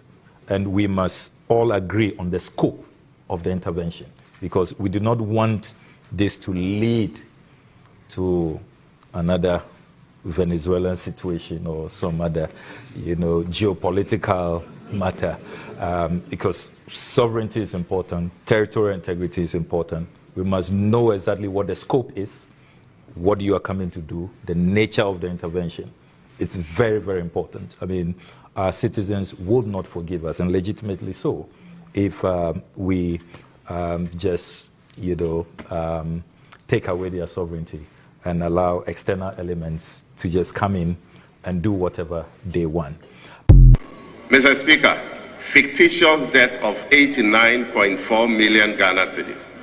The then Ministry of Trade and Industry in 2024 submitted a request of 89.4 million Ghana cedis to the Ministry of Finance to be transferred to 5 commercial banks as government's contribution to interest payments under the One District, One Factory initiative. The Ministry of Finance subsequently processed same to the Controller and Accountant General's Department for payment. But Mr. Speaker, this particular request was part of BTA's sitting at the Controller and Accountant General's Department awaiting cash for payment. When auditors contacted these 5 banks to confirm the liability, every single one of them denied being owed any amount by government under the said arrangement. According to the auditors, the said 89.4 million Ghana cedis debt was fictitious. Without the audit intervention, a whopping 89.4 million Ghana cedis of hard-earned public money could have been disbursed to settle this non-existent liability. Mr. Speaker, only God knows how much of taxpayers' money has been lost to similar fictitious claims. Yes, you have the floor. Mr. Speaker, when we first came to this House, one of the first advice or initial advice that we were given was that we should be careful what we say as politicians, because that has become the basis for the nation to develop mistrust for politicians. It appears that that advice, Mr. Speaker, was not taken by the same persons who were given that advice. Mr. Speaker, I can appreciate why our colleagues on the other side of the aisle keeps making reference to report, as though what the minister read on the floor of this House was the report. Mr. Speaker, because they are confusing the report with the statement. Mr. Speaker, what is up for debate is not the report, but a statement. A statement by the minister containing extracts, supposedly extracts. Honorable Member, I do not call for debate on anything. Mr. Speaker, comment containing extracts, Mr. Speaker, and not the report itself. Mr. Speaker, very respectfully, the audit report will contain, Mr. Speaker, the management responses. The audit report, Mr. Speaker, will contain responses by persons who were the subject of this audit. Mr. Speaker, the statement does not. And so what we have, Mr. Speaker, we don't even know whether it is coming from the report. Mr. Speaker, there are no references as to which page of the report it is referring to. Mr. Speaker, it does not contain responses by the persons under reference or the institutions that are subject of this this audit. Yet, Mr. Speaker, it is being debated as though it is the report itself. Mr. Speaker, it is being debated as though it is the gospel. But, Mr. Speaker, it is not. This is the reason why Ghanaians will sit out of this parliament and think that, Mr. Speaker, we cannot be trusted. Mr. Speaker, because this is a propaganda piece. It is nothing but propaganda. Mr. Speaker, for instance, the Ministry of Trade. Mr. Speaker, it is a matter of record that no payment was made because no disbursement was made by the bank. Mr. Speaker, there will be no disbursement by the ministry because, Mr. Speaker, until payment is made, interest payment is not required. Mr. Speaker, but because of propaganda value, this is being presented to the House as though something has happened. Mr. Speaker, the essence of Article 187 of the Constitution should not be lost on us.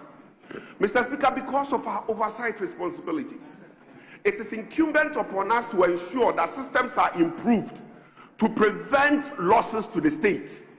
And therefore, Mr. Speaker, historical audit reports, Mr. Speaker, will be deductive in this journey. Historical audit report teaches us, Mr. Speaker, that it is not in all circumstances that losses are incurred to the state. However, there is the potential for a loss. And so we as a House should be fashioning out ways to manage the systems in place to prevent a loss. Mr. Speaker, the essence of audit reports, Mr. Speaker, is not for propaganda. Mr. Speaker, if you do propaganda, you will be... All right, you're watching Good Morning Ghana on Metro Television. The show is also live on 94.1 FM. My guests are still here. Collins Adumako Mensah is MP for the Fija-Kwabre North constituency. He's also a former Deputy Energy Minister. And also Mr. Kwesi Pratt Jr., he is a former, or the former managing editor of the Inside newspaper, and also a veteran and a seasoned journalist as well. So before we took that little breather, let me also say that the documentary we played you earlier about the Middle East crisis is actually a Reuters production. It's not a Metro TV or Ignite Media Group production. It's a Reuters production, and so all the credit goes out to them. So the chaps there, you've done a fantastic job. Comprehensive, fair, balanced reporting. Now, I said that as Collins, there's another leg to the discussion, whether Ghanaians can blame, or whether the government can blame a possible increase in fuel prices on the Middle East crisis or not. Where do you stand on that? I'm trying to understand your question. Of course, I mean, fuel prices are going to go up. I mean, there's no two ways about it. There's no two ways about it. And yes. I've heard some of your colleagues say that fuel prices are going to go up, but nobody should blame the Middle East crisis for it.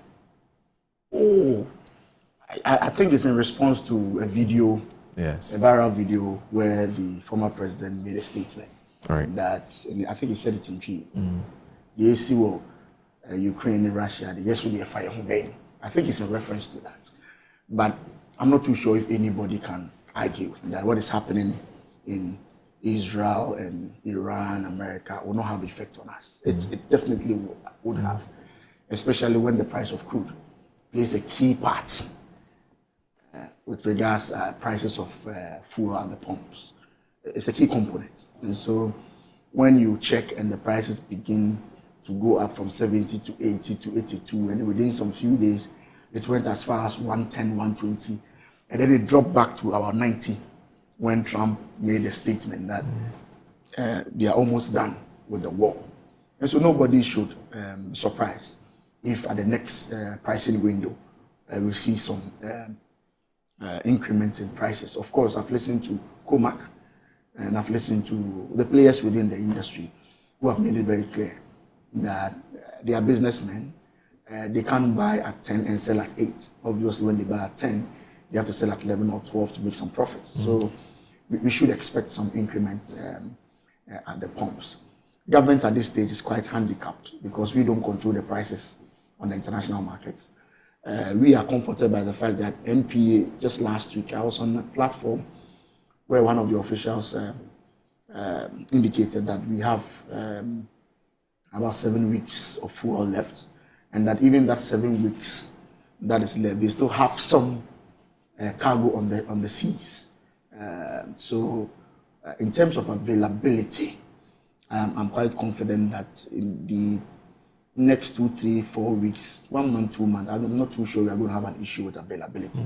But if the war continues, obviously the prices at the world markets is going to go up, and we are going to have suffer the effect of that. That is a certainty, and I believe they are businessmen, they are private individuals. This brings for the whole discussion about having a strategic reserve. Right. You know, these big G7 countries, all of them are meeting. Why? Because they have a huge reserve, and they are discussing how to release some of the reserves onto the markets to ease the pressure. So we have to begin to think what BOST should really be doing, especially when we all know what it was set up to do, to be a strategic reserve. Do we refocus the attention to getting more reserves in times like this, so that they can release that onto the market for us? These are the policy discussion that we should be having. We're happy Tor has started some operation, not at full capacity. I'm told they do just about 10,000 metric tons or so. Centio, I'm told also do about 30,000 or 40,000 or so, which is just about half of our needs, our current needs. So obviously we still have to import some from outside. So yes, we are going to have some issues. Now speaking about the MPA, they've actually issued a statement, and the statement here says, for immediate release, MPA assures public of adequate fuel stocks and stable market conditions. The National Petroleum Authority has taken note of recent reports, speculation and public commentary regarding the potential impact of developments in the global energy market on fuel supply and pricing in Ghana. In light of these concerns, the authority wishes to assure the general public that Ghana currently has adequate stocks of petroleum products, and the national fuel supply situation remains stable and firmly under control. Following a comprehensive review of national petroleum stock levels and supply arrangements conducted in collaboration with the Ministry of Energy and Green Transition and key industry stakeholders, the MPA can confirm that sufficient quantities of petrol, diesel, aviation turbine, kerosene, and liquefied petroleum gas are available in the country to meet current and projected national demand. Government, through the Ministry of Energy and Green Transition and the MPA, continues to implement proactive measures to safeguard supply reliability and maintain market stability. These measures include continuous monitoring of national stock levels, strategic coordination with international oil trading companies, that's the IOTS. Now, bulk import distribution and import companies, that's the BDEX, Boss Energies, and local refineries to ensure timely imports and consistent product availability across the country. The authority is also strengthening strategic supply planning and price monitoring mechanisms to mitigate any potential supply disruptions or price volatility arising from developments in the global petroleum market. The MPA therefore wishes to reassure the public there is no cause for alarm or panic buying as the petroleum supply chain continues to function normally and adequate stocks are available nationwide. The authority remains committed to ensuring reliable fuel supply, transparent market operations, and the protection of consumer interests, and will continue to keep the public informed of any significant development. Is this reassuring? Oh, that's quite interesting. Okay. That MPA is reassuring the general public. Would you expect Boston Energies to do same? Or well, what? MPA is the regulator, downstream regulator. Right. So I don't expect BOST to release this letter. Right. It is MPA that will normally reassure the public that there's adequate reserve within the downstream, which is quite okay. But of course, unfortunately for MPA, they don't control the prices on the international markets. Right. So the best they can do is to ensure that we have adequate products in our tanks. But as to how much it will be sold at the pumps, they are private individuals in the game, and they buy from on the international market. So when the price go up, obviously it has to go up. Government's control on these are the levies and taxes. I'm not too sure. I've not received any indication that government intends to tweak its levies or taxes on petroleum product at this stage. So we should just brace ourselves for an increment in the next window. But as the chaos, I pray that the chaos continues to dip down, as it does. I'm sure the prices will come back to the normal level. Interestingly, as soon as Donald Trump said that They're almost done. Yes, and that America had chalked victory. The prices plummeted. Yes, they started going up again. And then that's as soon as that's the point I was coming to say. This morning I checked. I started because just last night the bombings continued. And it's gone. And when I heard the Iranians say that they would decide when it will stop, and then when we got information that the Strait of Hormuz is still closed, it's even escalated the whole issue. Yeah. Okay. That's the market's reaction to public comments. Absolutely. Okay. Anyway, obviously, this local debate, I think is needless, but it appears that it's been trending the last few days. Well, first of all, let me say that we appear to be doing much, much better than the Europeans. Because for 3 days, there have been long queues in European cities for petrol. And in some places, the prices have gone up.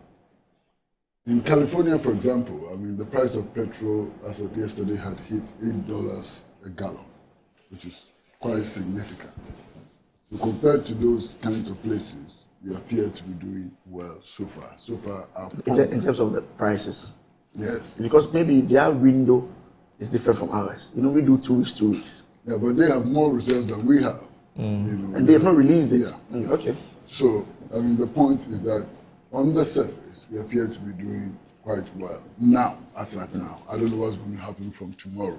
But as at now, we have not been impacted heavily by this crisis in energy supplies and so on. But you see, when we talk about the impact of this war, I think we should be honest with ourselves. There's a lot of dishonesty. What is the honesty? As the price of petroleum products or energy supplies goes up,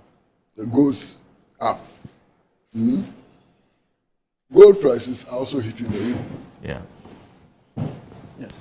So we have to be honest about it. We can net off the gains in gold prices against the losses in fuel and cushion our people. By subsidizing? Well, is that a subsidy? Yeah, that's a subsidy. A subsidy has a negative connotation. I don't call it subsidy. But I don't know how else. Governments are charged with responsibility for managing the economy. Yes. How do we manage the economy? We manage the economy by, netting of things and so on, making sure that your citizens have a comfortable life. So that's what I'm asking, if what that will mean is for government to use the gains from the gold sales. To net it off. To come and say, okay, if you're supposed to pay 15 cents, yes. That's essentially it. I know he's not comfortable with the word subsidy. Subsidy is a wrong word. Technical term. Subsidy is a wrong word. I'm saying that you can net off. You can net off the gains you make in your gold trade with the losses you make with petroleum. Even the increments in the oil prices, because we also export some oil, we are also going to make some additional revenue. No, but you see, because we're a net export of oil. Yeah. So that argument is a bit tricky. No, once you it's not. Once you we are also going to benefit from the price. Because we export. We also sell. Exactly. Yes. So we are going to benefit somehow. So we will make some margins. Some margins on that. Yes. And then also make significant margins on gold. Gold's price is rising. Right. We can net it off. You understand? Government will have to decide whether to net it off or not to net it off. But then that's government business. That's a fiscal decision. Yes. And then ultimately the people of Ghana will decide whether the measures government have taken is in their interest or is not in their interest. But you see, this... Please don't use it. I know the word you want to use. Just say funny. Let me give you a word. It's funny. Yeah, but this whole equalizing game, Ukraine, Russia, Israel, US against... Why? I mean, people can't think. The Strait of Hormuz is not in Europe. The Strait of Hormuz is not in Europe. Yes. The effects are totally different. Total different. So if I say that, look, the war in Ukraine should not affect us in a certain way, it doesn't mean the war anywhere else will not affect us in the same way. The Strait of Hormuz is only, it's only in West Asia. It is not in Europe. It is not in Ukraine. Collins agrees with you, honestly. I don't. You don't agree with No, I me? don't So agree. the Strait of Hormuz is in Ukraine. I think what everybody's talking about is the principle of effect on a country on the basis of what is happening elsewhere. Yeah, but the effect is not the same. Yes, but the level of effect will not be the same. It's not the same. No, the level of effect. But whether In the fact, level is maybe high Ghana or will be low, beneficial there will in be some effect. cases. There will be effect.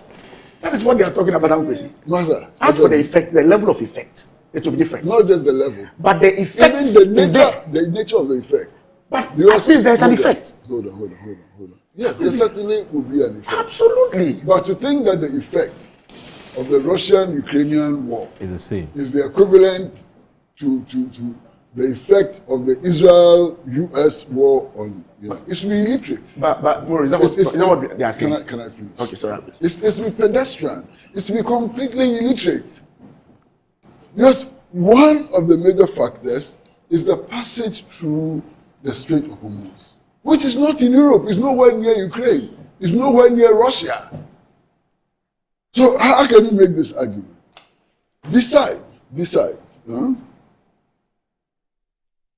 and Collins is here. If I lie, tell me. I remember very, very clearly President John Dramani Mahama going to the US and giving a speech in which he said that COVID and the Ukraine war had an impact on the economies of most countries, especially developing countries. And you guys jumped on it. Have you forgotten? They jumped on it. And said what? And said that the president was inconsistent. Absolutely. Hold on. Even John Mahama had admitted that there's been an impact. And that he was exhibiting double standards as well. The same people today, you come and sit in front of us and say that he didn't admit that Ukraine has an impact on the economy. So why were you eating him alive that time? And these people, they don't take us serious at all. They think that we have forgotten everything. Oh, wow, that's not it. But you are the very people who came and said that he had gone to the US to make a speech in which he had admitted that the Ukraine war and COVID had an impact. You are the same people. Today you are saying something else. What's wrong with you? You're not saying anything else. We're saying something different. No, we are being consistent. Do you accept that President John Dramani Mahama at one stage admitted that the Ukraine war and COVID has had an impact? Do you accept that? Do you also accept that at one stage, the same President Mahama said that the Russian-Ukraine war has no effect on Ghana's economy? So which one do you accept? No, do you also accept that? Which one do you accept? Also accept what I'm saying. You also accept that. There's a video where the president... I have told you my position. And I've also told you. Hold on. My position is clear. Any serious student of geopolitics knows that the world is interlinked. And therefore, what happens everywhere affects everybody. Basic principle. And I've stated that very clearly today. I've even gone to the extent of saying that wars can also, and I use this word advisedly, be beneficial to the economies of countries. Because as at now, as we sit here, the gold price is shooting through the roof. And I've made the point that we can net it off against, what we will suffer as a result of increases in the price of crude and so on. So I've said that. So my position is very clear. But I am shocked that the very people who came and sat here, and I do not intend to be unfair to Honorable Collins, you know that. Of course. But I remember very well you sitting here and talking about the inconsistency of President Mahama. I was here, you were here. Yes. And that he has gone to admit that the Ukraine war has an impact. Yes. So what is your point? He has admitted that. What is your point? So can't I point out his inconsistency? Today. Can't I point out his inconsistency? Did he or did he not admit that Ukraine has an impact? Did he or did he not also say that Ukraine and Russia does not have an impact? When he's in Ghana. Which statement was the last? The first or the second? Now it's about first and last. Of course. It's important. No, I'm busy. If I make a statement, no. Are you then make a statement tomorrow? I'll take the most reasonable. So are you then accepting that His Excellency John Dramani Mahama made a mistake in his first statement? That's what I'm saying. If you want to agree that the president was wrong in his first statement, let's say so. Because the president was in Ghana. Why would I say that? When Hold on. Why would I say that when the International Monetary Fund has actually published a document saying that even if there was an impact, it was minimal and insignificant. The level is different. We can argue about the level. Okay. But the president. So what surprises me is the fact that President Muhammad could go to New York or whatever to say that Ukraine and so makes an impact. Well, we know that the impact, according to the IMF, is minimal. But what surprises me is that when Mr. Muhammad is on the campaign platform and speaking to Ghanaians to get their vote in order to tarnish the image of the other political party he wants to unseat, he tells them that the reason the other government is telling you that the economy is suffering because of Ukraine and Russia is wrong, and that the distance from Ghana to Ukraine and Russia is 7,000 kilometers. That's what the president said. So if the president was being inconsistent, when he goes to New York, he says that there's an impact. But when he comes to Ghana, he's speaking to Ghana, he says, oh, there's no impact. Okay. That I'm also fortified. All right. To let you know the inconsistency of the president. Your position? My position is that I have been consistent that we don't live in an island, and that whatever happens on the international market can affect us. And that is why I'm saying that this thing is going to affect us. I've been consistent about that. My political party has been consistent. That international happenings can affect us. We've been consistent about that. So, Masa, we have hungry. And so if today, let me ask if today, just 2 or 3 questions. Collins. Yes, I'm busy.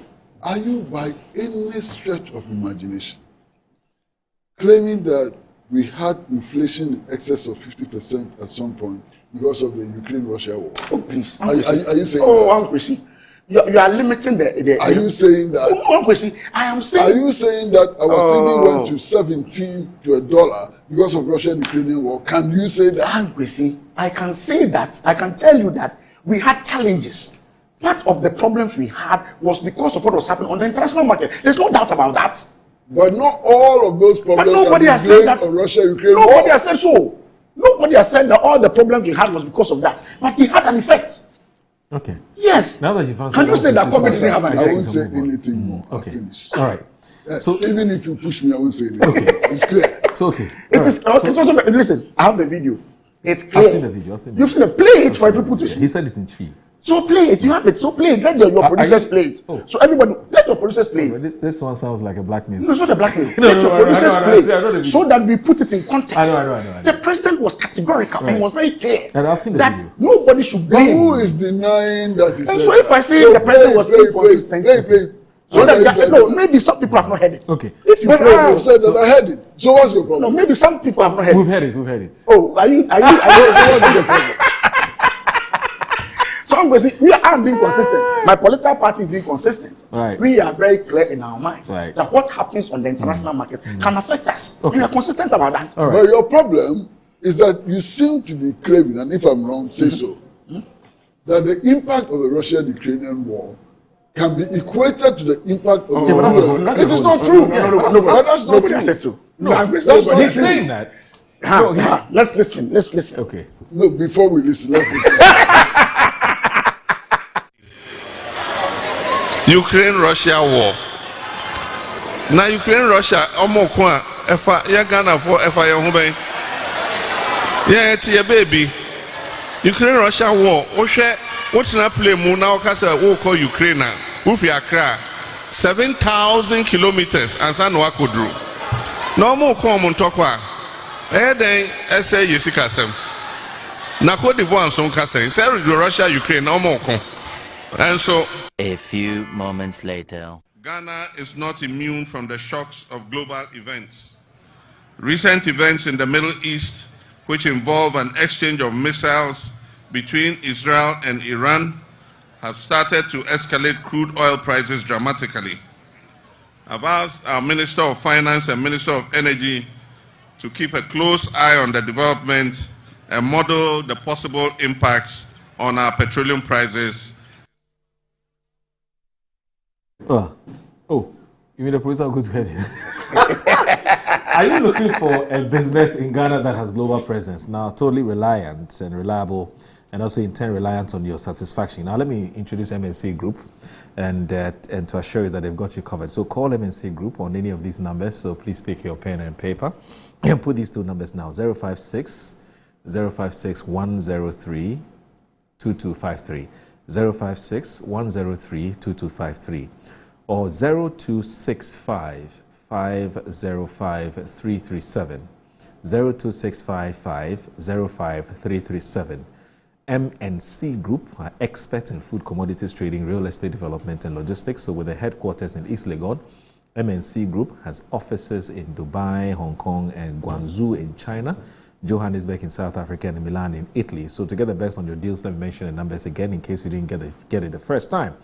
0265-505-337 and 0561-032-253. If you're out of Ghana, prefix the numbers with +233, very important. MNC Group, totally reliant. Please call them now. Now, Collins. Yes, bro. And before I come to you, let me again remind you that please do the 2 for me. Pepsodent is asking you to do the 2 before you go to bed tonight. Please brush your teeth with Pepsodent this morning, every morning, and also do the same in the evening before you sleep. So remember to brush your teeth with Pepsodent. Collins, the Energy Minister is coming to Parliament today.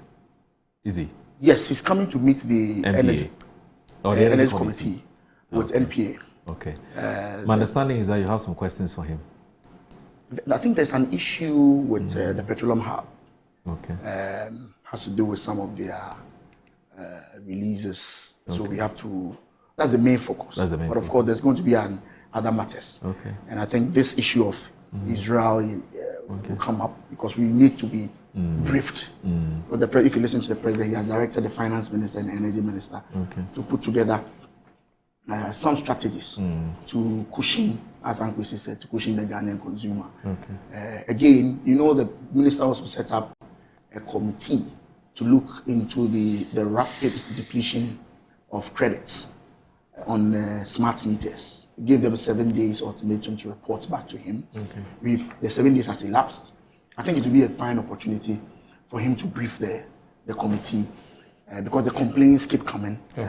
Customers are still complaining that when they buy 200, 300 Ghana cedis, the speed at which the units deplete is quite abnormal.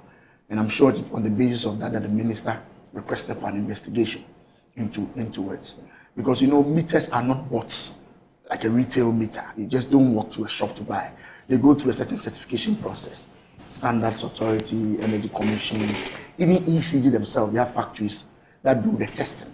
So if something is happening abnormally, it's quite right for the minister to request for a meeting. There's also been some rumors about PURC preparing to, as it were, again increase the tariffs at the next window. That will also come up, I'm sure, for discussion at the committee level today. So yes, it's true. I don't know where you got your information from, but it's true that the minister will be coming with the officials of MPA to meet the committee on a separate matter. But I'm sure this will be an opportunity for us to get him to clarify and assure Ghanaians in the committee of the strategies put in place by the government to at least augment or reduce the burden that is going to come up on the basis of this Iran, Israel, US war. So in cases like this, do you give the minister some kind of a prior notice before he comes? Before he appears before you? Okay, so as I said... So that he prepares adequately with your responses? As I said, the meeting itself is for a particular issue, the NPA petroleum hub. But as I said, the minister is not oblivious of the fact that these are topical issues. Right. And it is very obvious. I mean, chairman normally will give opportunity for members to ask current and pressing issues. And the minister, as I said, knows that the current trending issue in the energy sector has to do with the electricity tariffs and the issue happening in the Gulf. So I don't think he should be giving proud notice to prepare and come. He should know that these things will come up for discussion. And I'm sure he's well placed. He's well placed and also well prepared, I'm sure, to deal with these matters. I know that there was an emergency meeting when the whole escalation started. he called an emergency meeting with the downstream players to gauge the mood and to reassure himself and the government of our stock level and whether arrangement has been made to the effect that when this stock level extinguishes, what happens? Have you made arrangements? I'm getting the sense, and if you read the MPA's letter, that they had some cargoes on the sea already. So I'm sure by now some have been uploaded into our tanks. But of course, as I said, they don't control the international price. That's where the difficulty is, and that's where Nkwesi is coming in and saying, once you are making some windfall from the other side, government should then take a decision, and this should be a government decision. Do you still leave the markets to decide on the prices, especially when the market is very volatile now, or do you intervene to calm the markets, the system down? This is a decision by government. Do you expect the PURC to do an upward adjustment on tariffs going forward, based on some historical adjustments that have been made before the last quarter? I will be completely surprised. Why? I'll be completely surprised if the PURC does any increment, because we all know that there are 4 major components that leads to this adjustment: exchange rate, inflation, the energy mix, and the cost of gas. These 4 are the main. Of course, the exchange rate you mentioned. Yes, these are the 4 main things that they normally use in determining. Fortunately, 2 of them fluctuates, changes all the time, but the energy mix has been consistent. Thermal has always been above 70%, and then the other hydros always within the 28-27%. And so that has not changed significantly. What changes regularly is the exchange rate and the inflation. Fortunately, the 2 have seen some positive records. Inflation is now single digits, 3-point-something percent. 3.8. 3.8. Exchange rate is hovering around 10. It's actually 3.3. Oh, okay. Yes. Inflation has come down from 3. Exchange rate is hovering around 10 and 11. It's downwards trend. So everything points to the fact that if you are basing your calculation on these 4 determinants, obviously we should be seeing a downward trend. Indeed, in the 3rd quarter, that was the first time they introduced the cost of liquid fuel as part of the calculation, and they added reserve margin. We had cause to question them why they've added that, because that was the first time, and they explained that there was some circumstances that needed to be taken care of. Fortunately, in the 4th quarter, they took it off. So in the 4th quarter, it was not part of the calculation. But what they did was that in the 3rd quarter, they used a certain rate for the exchange rate, about it was 10.03 or so. And then, you know, they do it at the beginning of the quarter. So at the end of the quarter, they check the actual against what they used in the calculation. At the end of the 3rd quarter, the actual was higher than what they used in doing the projection. So in the 4th quarter, they took the balance, the difference, and added it. So instead of 11 point something, they took about 12.2 in calculating for the 4th quarter. Fortunately, at the end of the 4th quarter, exchange rate was about 10.58. What it means is that they had overcharged us by almost 1.1. So we were even expecting that in the first 3 months of this 2026, they would have announced a reduction, knowing very well that they had overcharged the consumer. Inflation, they used 12. At the end of the 4th quarter, it was 6.2 on an average. So obviously, they had overcharged the consumer. So we are expecting that even in this 1st quarter, they would have announced a reduction. So it will be very strange if they announce, and I'm told that by the 31st of this month, they'll be doing some announcements to take care of 1st quarter and 2nd quarter. I will be a little bit surprised on the basis of the gains we are making on the exchange rate and inflation for PURC to announce an increment. I'll be very, very surprised. In fact, if not for anything at all, the excess that was charged, consumers must be compensated. The excess that was charged in the 4th quarter. Because when consumers were undercharged in the 3rd quarter, on the basis of the exchange rate they used, they applied it in the 4th quarter as under recovery. Okay. So they cannot come back in 2026 to be increasing the tariff. That would be quite strange for me. And I'm sure they themselves, they know the calculation. They've seen the figures. They have been giving us the figures themselves. I'll be surprised. Don't forget that we've had 28.3% increment already, 28.2% increment cumulatively from 2025 to date on tariff hikes, and about over 19% on water. It's quite steep. It's not as easy as we see it. Some Ghanaians are complaining, coupled with the fact that the depletion rate is even abnormal. So you are paying 28.2% increment in electricity. Now you buy 200, and the speed with which it even consumes is even abnormal. This is your personal experience, or what you? It's not my personal. I don't know who's not experiencing it. No, I'm talking. How about your own personal experience? Yes, I have. Same, okay. Yes. In fact, over the weekend when I went to the constituency, I just took time to move around some of the businessmen in my country, and I do that randomly. The filling stations along the line. Some were buying 1,500 or 1,008 for a month. Now they are buying 2,500, 2,600. That's not 28%. Yes, and even, that's the point I'm making. Yeah. And even that 2,500, 2,600, the speed at which it depletes is even a problem. And that is why the minister got worried, because the complaints on social media were becoming very, very. That's why he set up the committee, so that they investigate the meters, whether there was a mistake from ECG's end. And PRC has assured us that if after the investigation they realize that the fault is coming from PRC, they will surcharge PRC to compensate customers. So I would be surprised if they go for an increment in tariffs in the next window. Okay. I'll be surprised.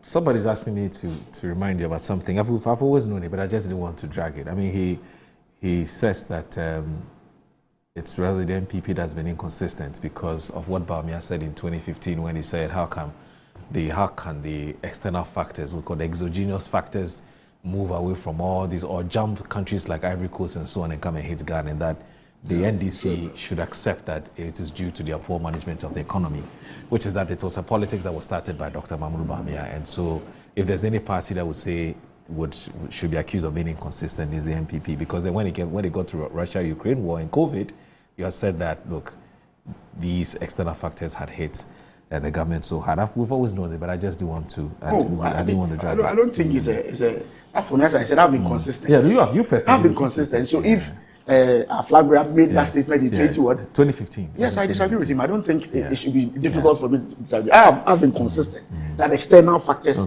must have. I've not listened to the full tape of the Bawumia speech. Yes, but I've heard that excerpt. That I've seen that. If that is what he said, I don't think it should.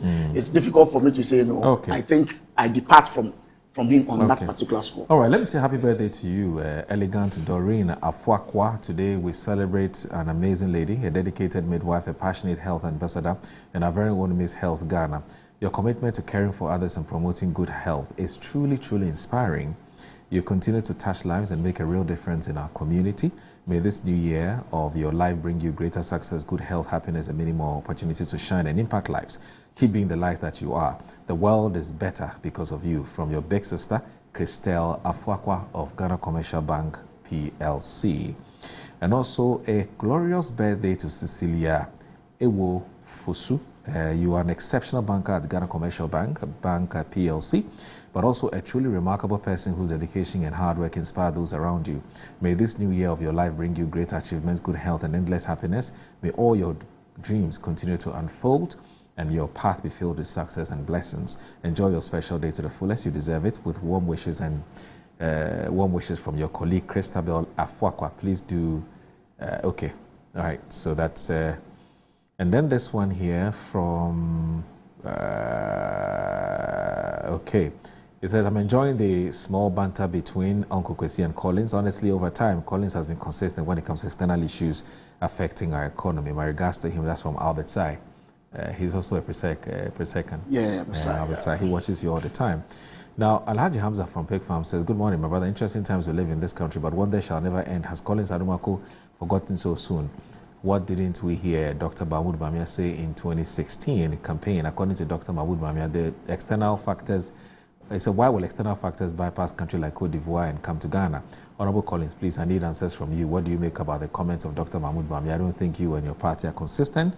Well, please play the tape of Dr. Mahmoud Bawumia. We've played it several times here. It's not an entirely new one. Assalamu alaikum. The dynamics aren't the same. The Russia and the Ukraine war had very little impact on Ghana's economy, considering the direct or proxy trade between these countries and Ghana, and how essential that commodity was to Ghanaians. Unlike this ongoing war, where fuel shortages will have dire consequences on Ghanaians. Again, Iran and the Gulf states are well known for their oil in the world market and their impact on us. The NDC government has a buffer stock that could last for about 3 months. It's expected that there will be a ceasefire in the coming days or weeks. Good morning. Sani Salifuf sends me this message, and this one from Alhaji Mukhtar Idi. Good morning. Can we know who procured the said meters and at which time under whose regime? Please ask Adumako for me. Hardy from Pig Farm says that, good morning, Martumari, my brother. You imposed a series of sanctions on the country for nearly 5 decades, wage war against them, obstruct every avenue for improving the lives of these citizens, and assassinated their leaders in cold blood. Now you have the audacity to request assistance from the people you have deprived of a decent life for decades to aid in attacking their leader under the guise of freedom. What insolence is this? Is this not a joke? Even Donald Trump and his civil friend called Netanyahu should know that a native doctor who called for the rain to come should not be afraid of the thunder and strike that follows. Long live Islamic Republic of Iran. Ali Hureya says that, good morning, my brother. The problem of these utilities is those who are doing illegal connections. If we all pay for what we consume, I think we'll not be in such a problem. As Ismaila Hureya Ali, Greater Accra Regional Zungo Caucus Coordinator. And then let me end with this one from Papa BCU. He says that the likes of Kojopon, Kroma, Miracles, Abaji, and the entire communicators must take note. The Ghanaians recently voted against them in a very embarrassing manner due to massive corruption allegations, very incompetent in managing the country affairs, and lastly, there are numerous lies in government, hence coming out to be indicating that this present government is incompetent and very corrupt sounds absurd. Fact is that it's just too early to be speaking falsehood against this NDC government. Okay, so I guess that... oh, sorry, Prince. Oh, Prince is reminding me that he sent you. Okay, so Prince. Prince says it's official now. The MPP. Oh, okay, Prince. You are. Oh, I see. You are contesting the Eastern Regional Communications Officer job for your party, the NDC.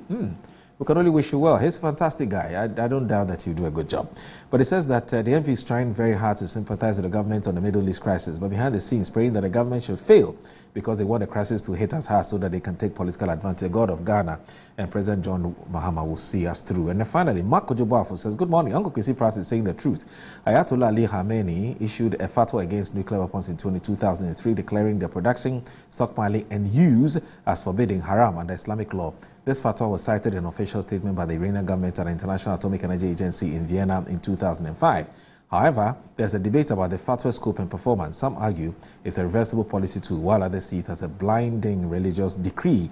Now, Khamenei's statements are varied, sometimes prohibiting nuclear weapons developing and use, while other times permitting defensive nuclear research. Mark, USA, Mark Kojoboafo. Today is the birthday of Mr. Pratt's wife, Mrs. Pratt. He didn't want to tell us. Yes, but our ears on the ground. Here we go. That's her, Mrs. Pratt. Today is your birthday. Happy birthday to you. I was actually looking for her full name. I didn't get it, but Mr. Pratt perhaps will share that with us. But yes, she's. We all know her. Mrs. Pratt. Yes, that's her. She celebrated her birthday today. How old is she? Well, she's not a public person and doesn't want to be a public person. Okay. But she must be in her 60s, I believe. She's a very private person. He doesn't want to be drawn into into all kinds of yes. I'm sure that's what Chrissy didn't want to tell us. So a bird just whispered in our ears that, hey, today is the Pratt's wife's birthday. Oh, okay. So happy birthday to her, Mrs. Pratt. I'm sure you want to add there. Oh, I mean, she's a wonderful lady. Yes. I've met her a couple of times. Yes. You see, back in the day. Yeah, I've met her a couple of times. Back in the day, you know. And then I remember the first time I met her. Yes. Young man. I like the way you handle my husband. Oh, really? She's just digging it, man. Anyway, so we wish her a happy birthday. You know, please tell her that we really appreciate her. She's taking to her. Yes. Happy birthday, ma. Happy birthday, Uncle Kwesi. She's a very private. Yes, very private. Yeah. Yes. This one they forgive us, so you know, maybe they are people. Obviously, thank you very much for your time. It's been wonderful having you to join us. And also, Collins Adoma Komensa, his MP for the Fijakwa North constituency. My name is Audu Moro, and I say Assalamu alaikum wa rahmatullahi ta'ala wa barakatuh. Have a good day. Bye-bye.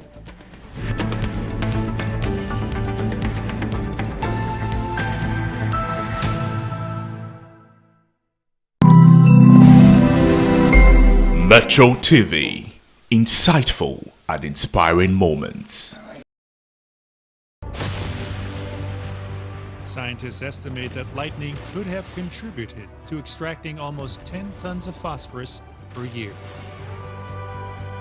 Life on Earth could therefore be explained by a flash of lightning.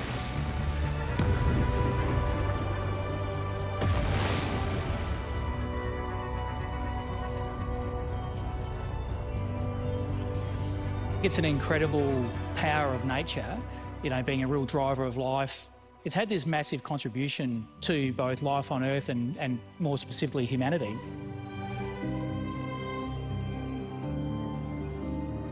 What if its power extended beyond our planet? Scientists are now turning to space. Lightning has been observed on Jupiter and Saturn.